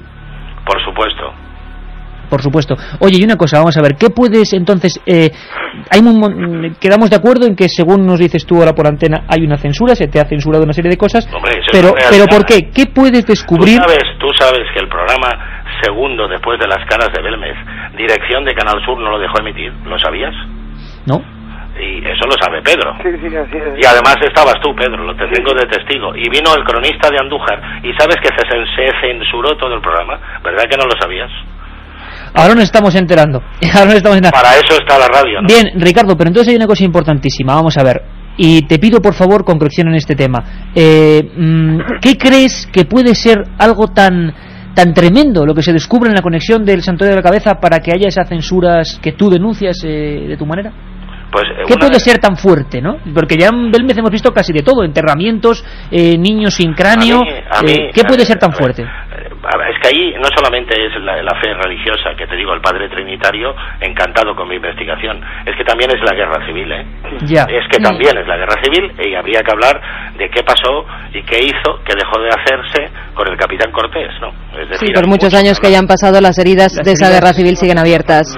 Sí, yo creo... puedo deciros que están abiertas, no quiero alargarme mucho, pero lo que sí está claro es que yo me pareció, yo solo sé una cosa, después de Belmez no duró mucho Flashback, censuraron un programa, el cronista de Andújar lo censuraron, Pedro Amorós estaba ahí, él sabe que hemos hablado mucho, de golpe y porrazo, a mí se me acabó el contrato, y se acabó, ya no me han dejado ir más a Canal Sur tampoco. Bueno, son palabras de Ricardo en este caso, que las hace con toda la libertad que hay en Milenio 3, sobre una situación que, según él, nos tiene que identificar un poco pues con lo que pasó en su época. Que hay algo oscuro ahí en Belmez que no acaba de quedar claro. Pedro Fernández, compañero, ¿tú estás de acuerdo con estas palabras de Ricard Bru? ¿Hay siempre una parte de sombría en Belmez y se tocaron puntos que igual no se debieron tocar? ¿Alguna parte de la investigación parapsicológica, digamos, como la que encarnas tú y Pedro? En algunas cosas Pedro estaba presente en aquel programa que se quedó muy sorprendido. Yo voy a decir una cosa muy sincera. Cuando a mí me llama Luis Moreno Fernández, que es el que me llama contándome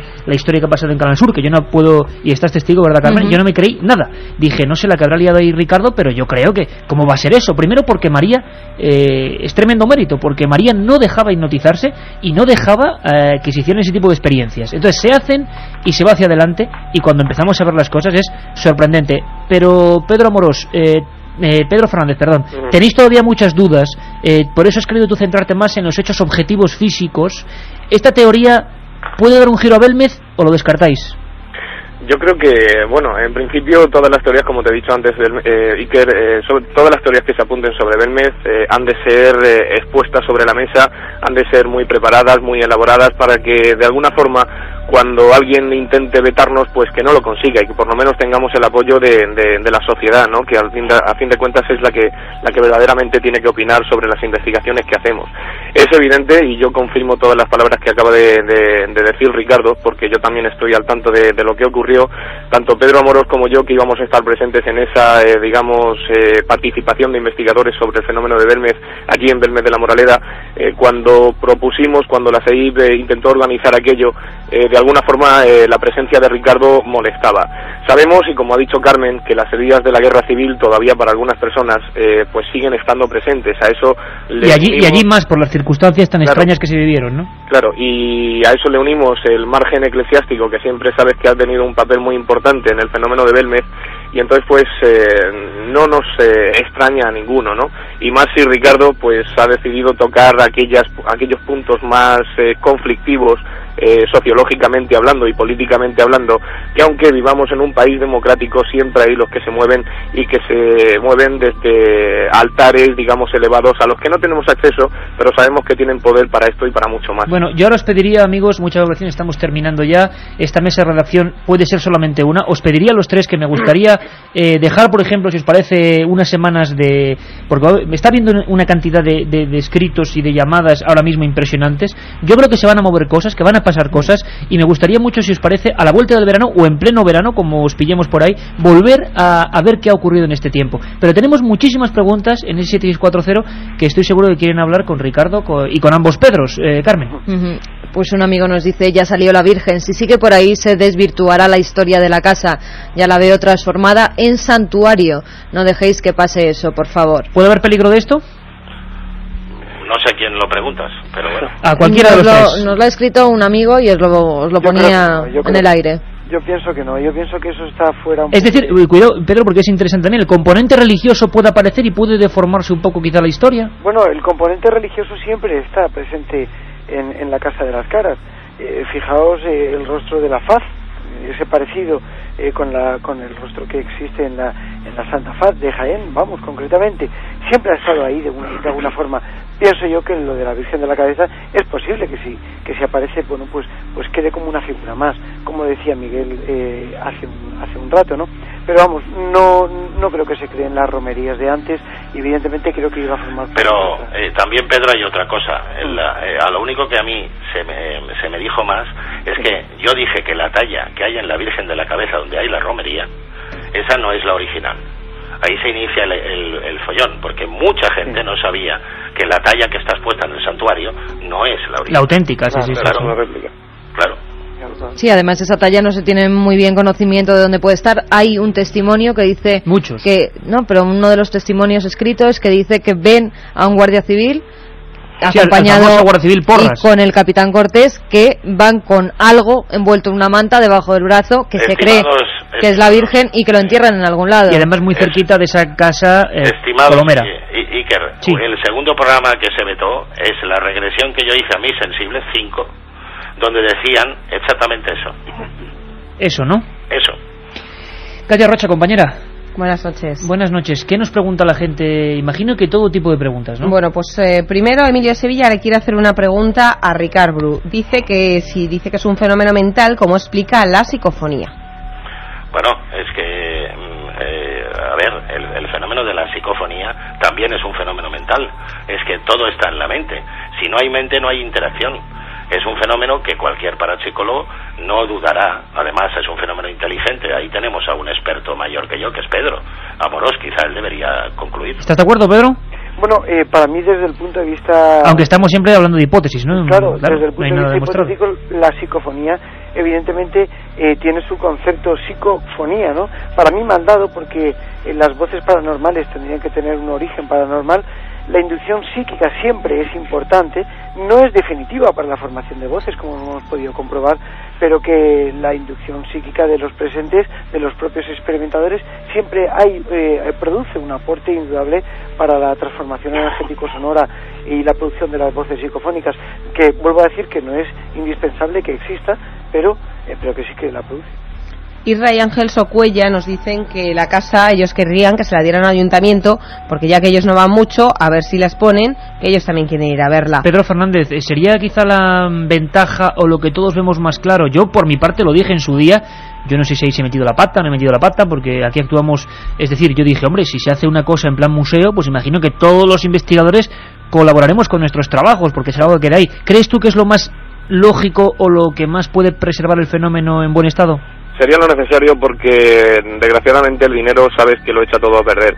Entonces, la creación de un centro de interpretación yo creo que sería lo más cómodo para todo el mundo. Podríamos incluso reconstruir el fenómeno históricamente hablando. Podríamos hacer las salas que, bueno, en su momento pensamos que podía ser una buena idea, ¿no?, con el ayuntamiento.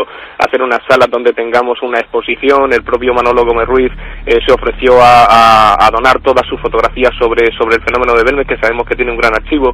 Es decir, crear un centro de interpretación y, como decía Pedro Amorós, dejar la casa de María Gómez Cámara, en este momento propiedad de los herederos de la anciana, pues dejarla para que los investigadores podamos seguir acercando y podamos ofrecer luz a un fenómeno que, aunque evidentemente la muerte de María se ha retrasado para bien mucho, llevábamos esperando pues para confirmar de alguna forma si María tenía que ver o no en este fenómeno. Y para eso necesitamos tranquilidad, necesitamos elaborar hipótesis, nosotros tenemos muchos proyectos en mente. Tenemos incluso, con la autorización de los familiares, teníamos pensando incluso instalar cámaras de vigilancia en el interior de esta casa. Interesantísimo. Claro, para comprobar en todo momento y en tiempo real qué es lo que sucede, para hacer un turno de vigilancia de 24 horas, saber qué es lo que ocurre ahora y saber qué modificación ofrece la casa en 5 minutos. Claro, pero además que todos los investigadores pudieran ir y que no, como ha pasado en el caso de Ricard Bru, se le vetara en determinadas formas o a determinados investigadores. Bueno, o en determinados momentos que ha sido muy difícil acceder a la desde casa. Distintas disciplinas se podría, entre todos los investigadores que quisieran acudir al fenómeno, hacer algo, ¿no? Lo que ocurre, compañeros, yo no sé si... Bueno, vamos a seguir con preguntas, pero claro, está hablando de 1 millón de euros y yo entiendo también que la gente, claro, tiene sus dudas, los propietarios. Bueno, pues de ese 1 millón de euros, a ver qué opina Iker, porque Eugenio de Madrid dice: Pedro Amorós, hila muy fino, aprovecha Iker y antes de que vendan la casa, cómprala tú. Sí, pues me parece a mí que lo íbamos claro. Si fueran la puede comprar la cadena SER también. Hay otros amigos que nos proponen otra cosa. Marcos de Gijón nos dice: todos los oyentes ponemos 1 euro, previa firma ante notario y la casa es nuestra. Iker, Carmen, de todos los oyentes. Mira, no estaría mal, mala idea.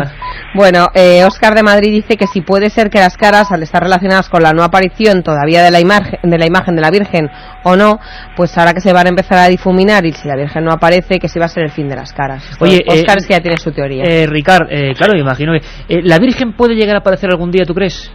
Hombre, porque hay teorías que dicen que se destruyó también, ¿no? Bien, o sea, ahí la investigación sería especulación. Yo lo que sí tengo claro es que mis sensibles, el equipo de 5 que trabajaron, hablaron del enterramiento. Por lo tanto, si se enterró algo, se pudo destruir después, pero no desde luego en el momento en que de alguna forma yo solo me puedo basar en lo que yo he investigado. Eso estamos haciendo una hipótesis, yo creo que se enterró, sinceramente. Porque ¿sabes qué pasa? Que cuando entró el Ejército Rojo, en ese momento llamado Rojo, lo primero que hicieron los oficiales, eso lo debes saber tú por documentación, es preguntar por la talla. Sí. O sea, nadie quería deshacerse de la talla, no se hubiera quemado, eso se escondió y puede ser que se encuentre alguna vez, y si se encuentra alguna vez no tiene nada que ver con el fenómeno, porque el fenómeno ha habido una impregnación y posiblemente esté ahí muchísimos años, ¿entiendes? Pero no quiere decir que no haya una relación directa. Estamos hablando ahora mismo de que la mayoría de fenómenos importantes en el campo paranormal han tenido mucho que ver con la fe. Sí. No hablamos de posesiones, en fin, los exorcismos, los ritos de todo tipo afroamericanos. Sin la fe no hay nada. Y todo aparece en la mente, y sin la mente no hay ni la mente del investigador.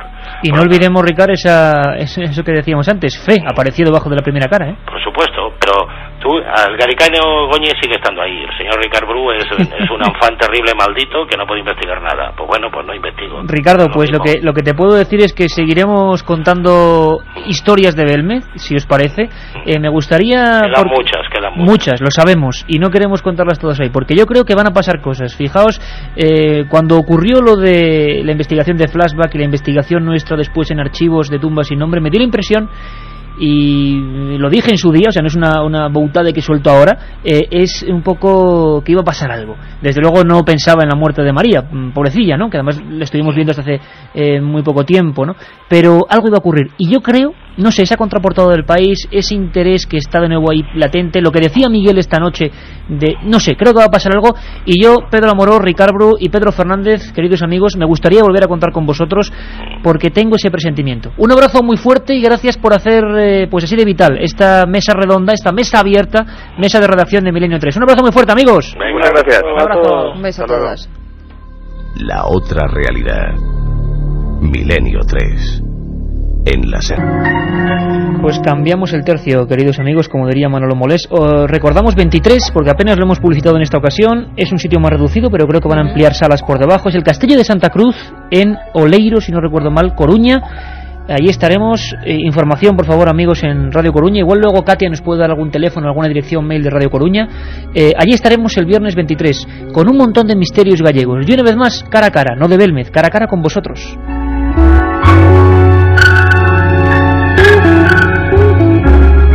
Y estos veranos de Milenio 3, en este mes de agosto, van a ser muy especiales. Sabéis que de 9 a 11 de la tarde del domingo, de 9 a 11 de la noche, tenemos un monográfico que no podéis perderos. Va a haber muchísimas sorpresas. Ya sé que llevamos muchas sorpresas, pero va a haber muchísimas. El tema Humo.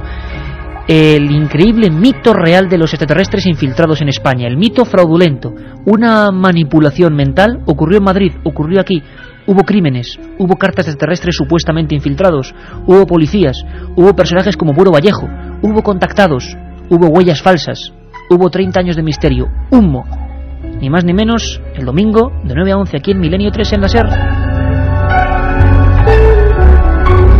Pero lo habitual será que hagamos meses de redacción, lo estáis agradeciendo en el sentido de que, claro, hay que tener también temas frescos, temas en que podéis escuchar directamente a los investigadores, a veces a favor, a veces en contra, enzarzándose, pero ahora vamos con la noticia, y tenemos muchos amigos también pendientes. Una noticia asombrosa que adelantábamos el pasado domingo, y que es sorprendente, ocurría en Chile.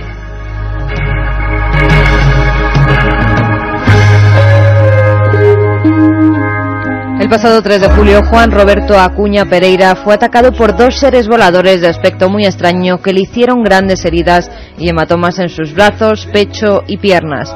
Acuña denunció el hecho en la comisaría Reina Luisa de Carabineros de Chile y después acudió al hospital a que le curaran las heridas. Según las descripciones de Juan, se trataba de una especie de perros sin orejas y con alas, peludos que caminaban a cuatro patas y saltaban como canguros. Uno de ellos era más grande que el otro. El menor de los animales se abalanzó a su cuello y Juan trató de protegerse con sus brazos, pero las garras o mandíbulas del extraño ser le arañaron las extremidades superiores y le hicieron caer al suelo, donde el animal aprovechó para morderle en el pecho y en las piernas. El hombre, cuando logró levantarse, se tiró a un canal cercano y vio cómo los seres sobrevolaban el cauce esperando a que saliera. Durante toda esta semana, Iker, el Servicio Médico Legal de Talca ha estado investigando y confirmó que los rasguños y mordeduras que presentaba Juan Acuña sí fueron causados por animales, aunque no han podido identificar qué tipo de animal puede ser.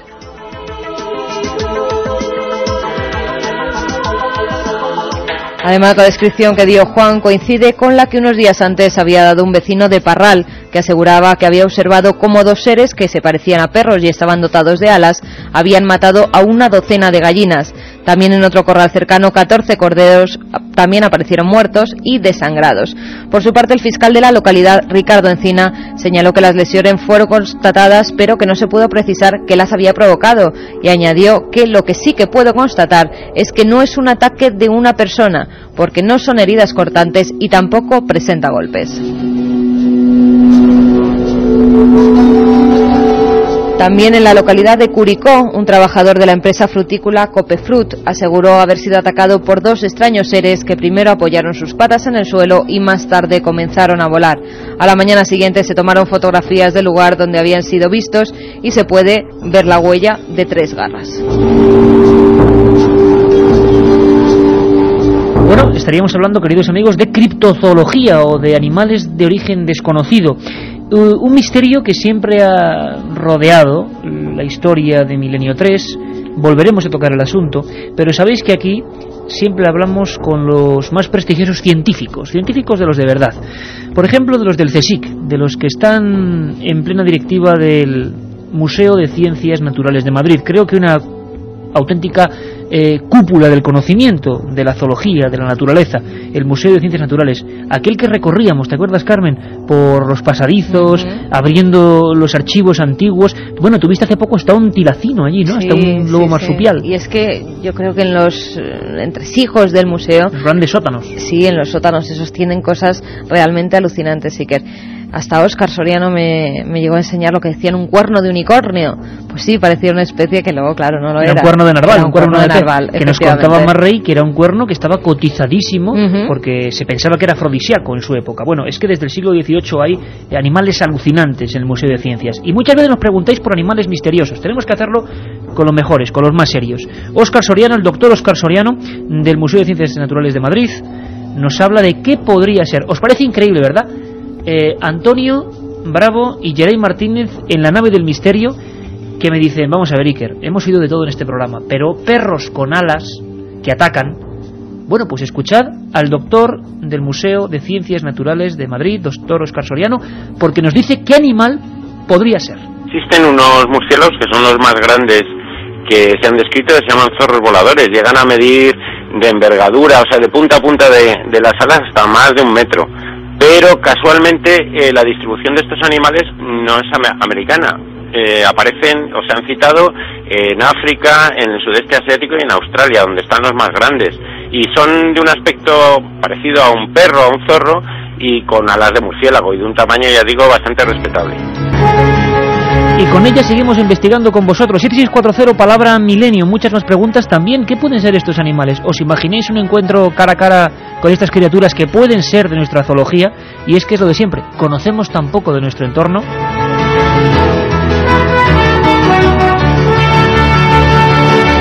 Escuchamos de nuevo al doctor Óscar Soriano porque, claro, hay un tremendo error de cálculo. En Chile no puede haber estos murciélagos tremendos que, imagínatelos, Carmen, avanzando de noche con las alas abiertas. Parecen zorros puestos con alas y llegan a dar saltos y a volar. Bueno, lo que ocurre es que son no precisamente dañinos. Hay casos en que han mordido a personas, pero no son del todo dañinos. Escuchamos a Óscar. No, mira, además son quizá los murciélagos más curiosos porque se alimentan de frutas. Son animales muy grandes, pero su alimentación se basa en frutas. Y allí en América hay otros murciélagos también curiosos, son bastante más pequeños, llegan a medir 13 centímetros exclusivamente, y estos son pescadores, que es una cosa curiosa también dentro del grupo de los quirópteros, que es al que pertenecen los murciélagos. Pero ya te digo, estos de tamaño respetable, todos son frugívoros.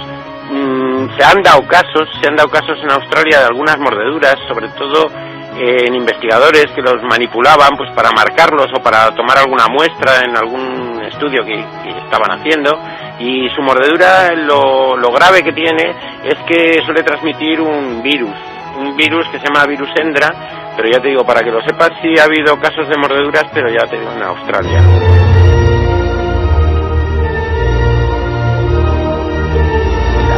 Realidad. Milenio 3 en la SER. Además, lo asombroso, Carmen, es que las noticias de Chile iban acompañadas de una fotografía del hombre completamente herido. Lo habían dejado hecho un cisco, ¿eh? La verdad es que sí, es que al parecer pues fue atacado por un extraño animal. Vamos a dejarlo allí. La gente ya hablaba por la zona de Chupacabras. Claro. Sobre todo por las muertes de animales que había habido, que es cierto que algunos de ellos estaban desangrados, como suele haber estos ataques de ese animal que no sabemos si existe o no existe, que es el chupacabras. Pero bueno. Del que ya hemos hablado y que podía ser uno de estos, terribles murciélagos, quién sabe. Porque yo recuerdo, y seguro que vosotros también lo recordaréis, en Navarra, hace unos cuantos años, los buitres leonados habían variado su comportamiento repentinamente y se estaban dedicando a atacar a las ovejas y a las cabras, si te acuerdas, despedazándolas en el aire y atacando a las personas. El mundo de la zoología sigue siendo un gran misterio. Y tenemos otro amigo. Antes teníamos al doctor Óscar Soriano, ahora tenemos, y lo tenemos en vivo, a Fernando González Sitges, de Explora Films, biólogo y zoólogo. Fernando, buenas noches.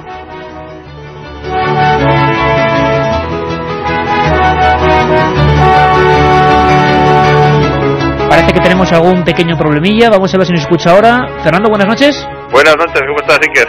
Oye, ¿cómo te deja la noticia? ¿Qué animal podría ser este extraño ser? Pues mire, me deja bastante desconcertada la noticia.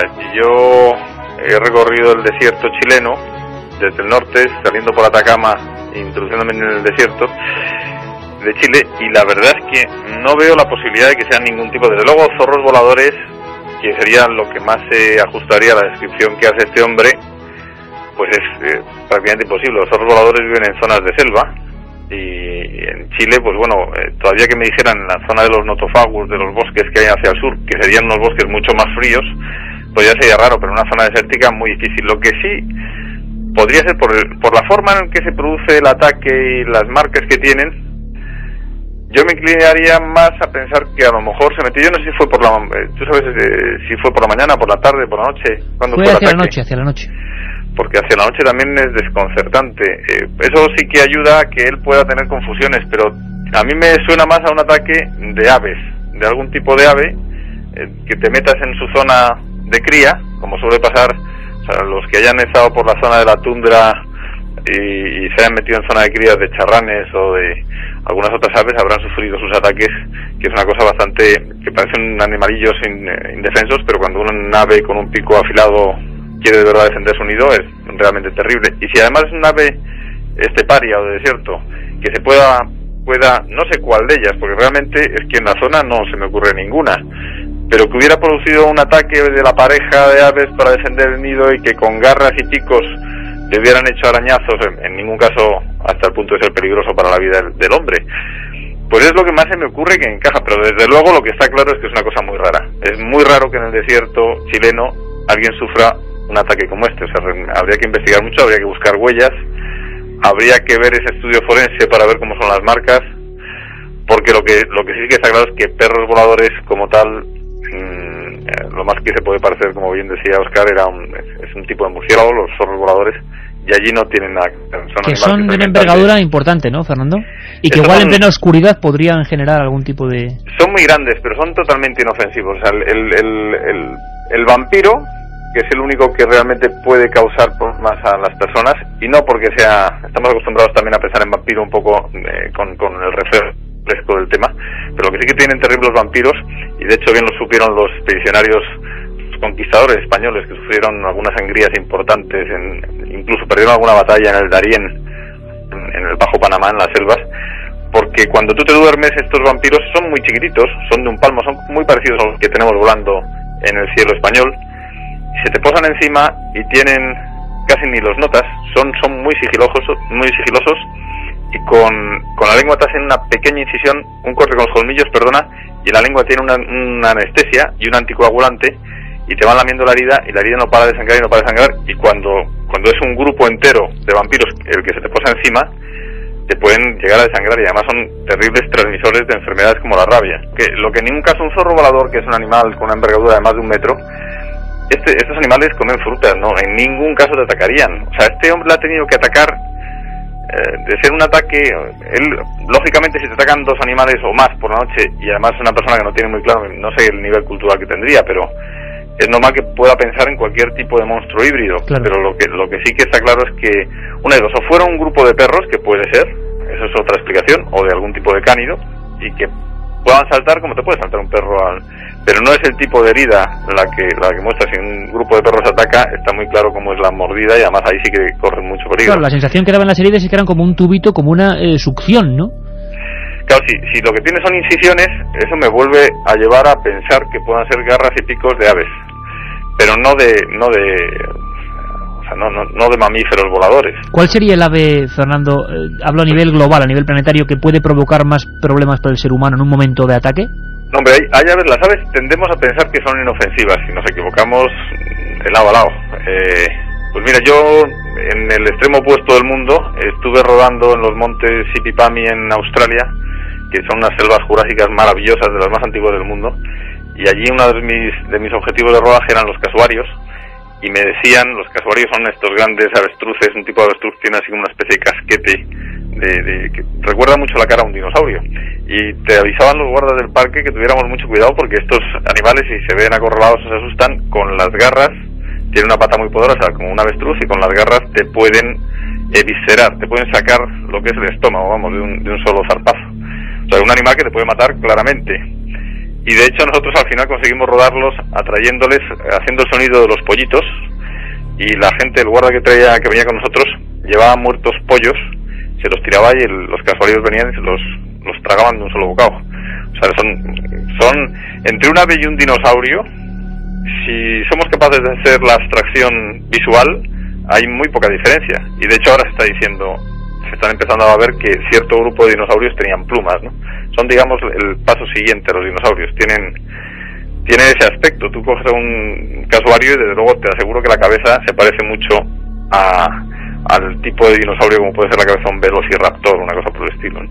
Fernando, como siempre, realmente enriquecedor escuchar esas pinceladas sobre la zoología. Haremos un programa de criptozoología que venga a solicitarnos constantemente, pero ahí estaba la noticia en Chile, y desde luego, bueno, la incógnita, porque no hay una afiliación concreta de ese individuo, de ese ser. Seguiremos indagando, y con cualquier noticia pues veremos quién se escondía tras esos vampiros, mantenerme informado, porque desde luego es algo interesante y misterioso para mí. Fernando González de Siche, de Explora Films, un abrazo muy fuerte, compañero. Un abrazo, Iker, muchas gracias. La otra realidad. Milenio 3. En la selva.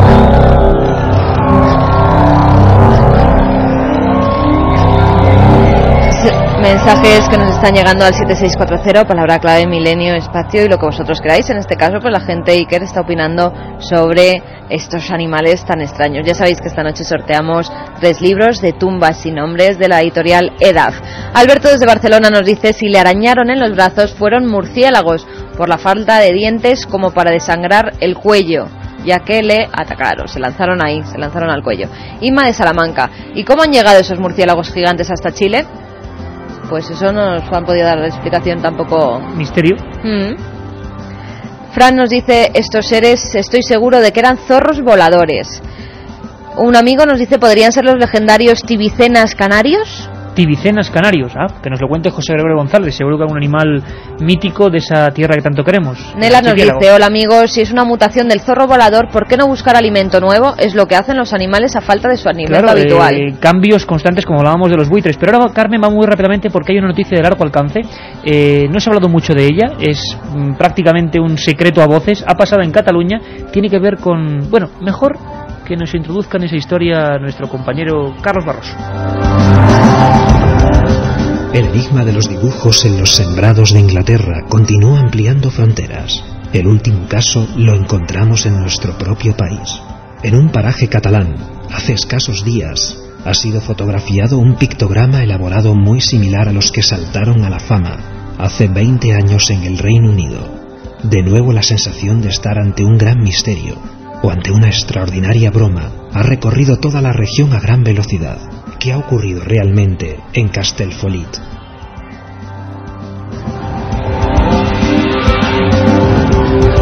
Esa noticia, ese rumor, y son los datos objetivos, Carmen, porque tú tienes ahí las fotografías. Una revista de aviación, ¿no? Sí, una revista de aviación. El primero en fotografiarlas pertenece a una revista de aviación que además es vecina de la revista Más Allá. Por eso nos llega la noticia, gracias a Javier Sierra, que le pide las fotografías a este fotógrafo, y al parecer pues es un círculo de unos 40 metros de diámetro, aparecido en campos de cebada en la localidad catalana de Castellfollit del Boix. Está muy cerquita de Barcelona. Es propiedad este terreno de Salvador Torra y Aldona, y los surcos, pues al parecer, Iker, salen desde el círculo central y se van abriendo. Ahí, es espectacular, ¿eh? Efectivamente. Además es que es muy parecida a las primigenias de los campos de Inglaterra, que es lo que más llama la atención, porque no son esas formaciones que hay hoy en día en los campos de Inglaterra. Que parecen grafitis. Efectivamente, y que además parecen hechas, y hay que decirlo así, por la mano del hombre, porque esos dibujos, pues bueno, es muy difícil, que hasta en algunas he visto la cara de Mickey en algunos campos de trigo. Que se puede hacer, porque es que se puede hacer. Y luego aparte, cuidado, nos preguntáis, no os fiéis de internet, porque en internet se están haciendo con Photoshop dibujos sobre un trigal hechos con el Photoshop, o sea que ni siquiera hay una página que sí que es la que se encarga de recoger pues todos los crop circles, que le llaman así, en esa página, que se ven por todo el mundo, incluso en el hielo. Yo saqué un reportaje que está en ikerjimenez.com, en la que se puede ver pues un círculo incluso en el hielo, Iker. Pero estos, pues hay ese círculo central que es una espiral, y luego alrededor hay otros circulitos más pequeños que al parecer pues no les dio tiempo a que se terminara. ¿Tú recuerdas que hace más o menos 2 años entrevistábamos a la reportera del País, que se había desplazado hasta el lugar para hacer un reportaje que fue escandaloso en el buen sentido, en el País semanal, y que estuvo conviviendo con los creadores de círculos y con los supuestos círculos que todavía quedan misteriosos? Y teníamos a Marga Díaz, que nos contaba el ambiente que se vivía por las noches, contándonoslo, fue increíble. Ejército, campesinos con linternas, más de un tiroteo por buscar a bromistas, y bromistas por no dejarse enganchar. Bueno, lo recordamos. Hombre, en principio sí notas que ha habido un afán de secretismo al principio, ¿no? Bueno, y ahora, lo que pasa es que el fenómeno es tan contundente ya, y hay tanta gente que quiere ir a verlo. Hay por las noches unas actividades de personas que es un hecho que impresiona, ¿no? Tú te vas a ir por la noche y hay un montón de gente en camionetas, en coches, a la expectativa, con linternas, tratando de ver si ven algo, ¿no? Y bueno, ya no solo la gente que va a curiosear o a ver si ve algo, sino movimientos del ejército de una base cercana de Marlborough, de esa zona. Increíble la cantidad de aviones que pasan, policías, ejército en movimiento, granjeros apostados con armas a ver si pillan a alguien haciéndolo y disparan. Tú imagínate la que se podía montar y la que se ha montado más de una vez a limpio tiro por los campos de Inglaterra. Pues claro, habrá que investigar esto, Iker, porque es verlo in situ. También hay que tener en cuenta la doblez que tienen esta cebada, por ejemplo. Que no es roto. Efectivamente, porque no es roto, no se rompen en los círculos de Inglaterra y en otros que han aparecido por todo el mundo, las espigas no aparecen rotas, sino que aparecen simplemente dobladas, al parecer por un gran peso que se ha puesto sobre ellas. Como si hubieran puesto un gran secador, ¿no? Eso lo veíamos en la célebre película Señales de Mel Gibson. Y realmente, bueno, pues fue sorprendente, inquietante. Claro, vamos con preguntas de los oyentes. Alberto de Barcelona nos dice: lo de Castellfollit lo he visto y lo que sé es que se parece a unas marcas que se encontraron no circulares y que al parecer reprodujo la revista Más Allá. Otro amigo, Íñigo de Castro Urdiales, nos dice: coleccionistas que han llevado los murciélagos a Chile y allí han variado su comportamiento. Hacerme caso, que lo sé. Que lo sabe, hombre, pues es interesante, porque desde luego no sería la primera noticia de animales autóctonos que varían su comportamiento. Ocurrió con los osos de Álava, de Sobrón, y ocurrió con los buitres en Navarra, ¿no? Por ahí llegan los emails de otros oyentes, los mensajes de otros oyentes que dicen que puede ser debido al cambio climático, que estén buscando nuevas tierras, y también porque se han acabado el tipo de alimento que toman y tienen que cambiar de alimentos. Pues espero que no le guste la carne humana. De todas formas, imagínate, Katia, lo que es estar en una zona desértica de Chile, que además imagínate el panorama, o sea, sin nada a miles de kilómetros a la redonda casi, y que te venga una cosa que tú crees que es un perro y que tiene alas, cada vez de ciencia ficción, y luego el doctor Óscar Soriano del Museo de Ciencias dice que no, que es que eso existe y se llama zorro volador. Que soñaré con ello, seguro. Un murciélago Pues de 1 metro. Bueno, no sé qué animal sería el que vería la madre de nuestra amiga Elena de Gijón, que nos dice: mi madre vio en el año 85 a 1 metro de distancia un animal parecido a un canguro que saltó por encima de ella y desapareció. ¿Pero dónde? ¿En España? Sí. Ella nos escribe desde Gijón. Podría ser un canguro que se escapó de un zoo, por ejemplo. Es que ha habido casos de ese tipo, ¿eh? En Gijón. Pues podría ser, no lo sé. Pues a lo mejor pero no, un canguro lo identificaría la madre de Elena. Mi padre ha visto un toro por la calle. Bueno, pero es que un toro... Ha habido casos de simios muy célebres, algunos incluso fueron tiroteados. Yo recuerdo, hubo algún caso en los arrabales, precisamente de La Coruña, en Penamoa, donde varias familias tirotearon a un individuo que parecía muy misterioso y parece que era un gran simio de un zoológico. Bueno, no hay tiempo para más. En Oleiros no hay esto, ¿no? En Oleiros igual hay uno y te lo encuentras directamente, Katia. La semana que viene estaremos ahí, compañeros, o sea que os esperamos a todos. Empezaremos hacia la 1, el programa de 1 a 3. Recuerden que este domingo de 9 a 11 de la noche tenemos especial Milenio 3. Especial sobre el tema humo alucinante. Pasó aquí, pasó en Madrid, fue una historia increíble y muchas más cosas. Vamos a tener investigación para rato este verano, amigos, así que os esperamos a todos. De 3 a 4 conectaremos con Chile para saber informaciones sobre estos extraños zorros voladores. Un abrazo, amigos. La otra realidad. Milenio 3 en la cadena SER.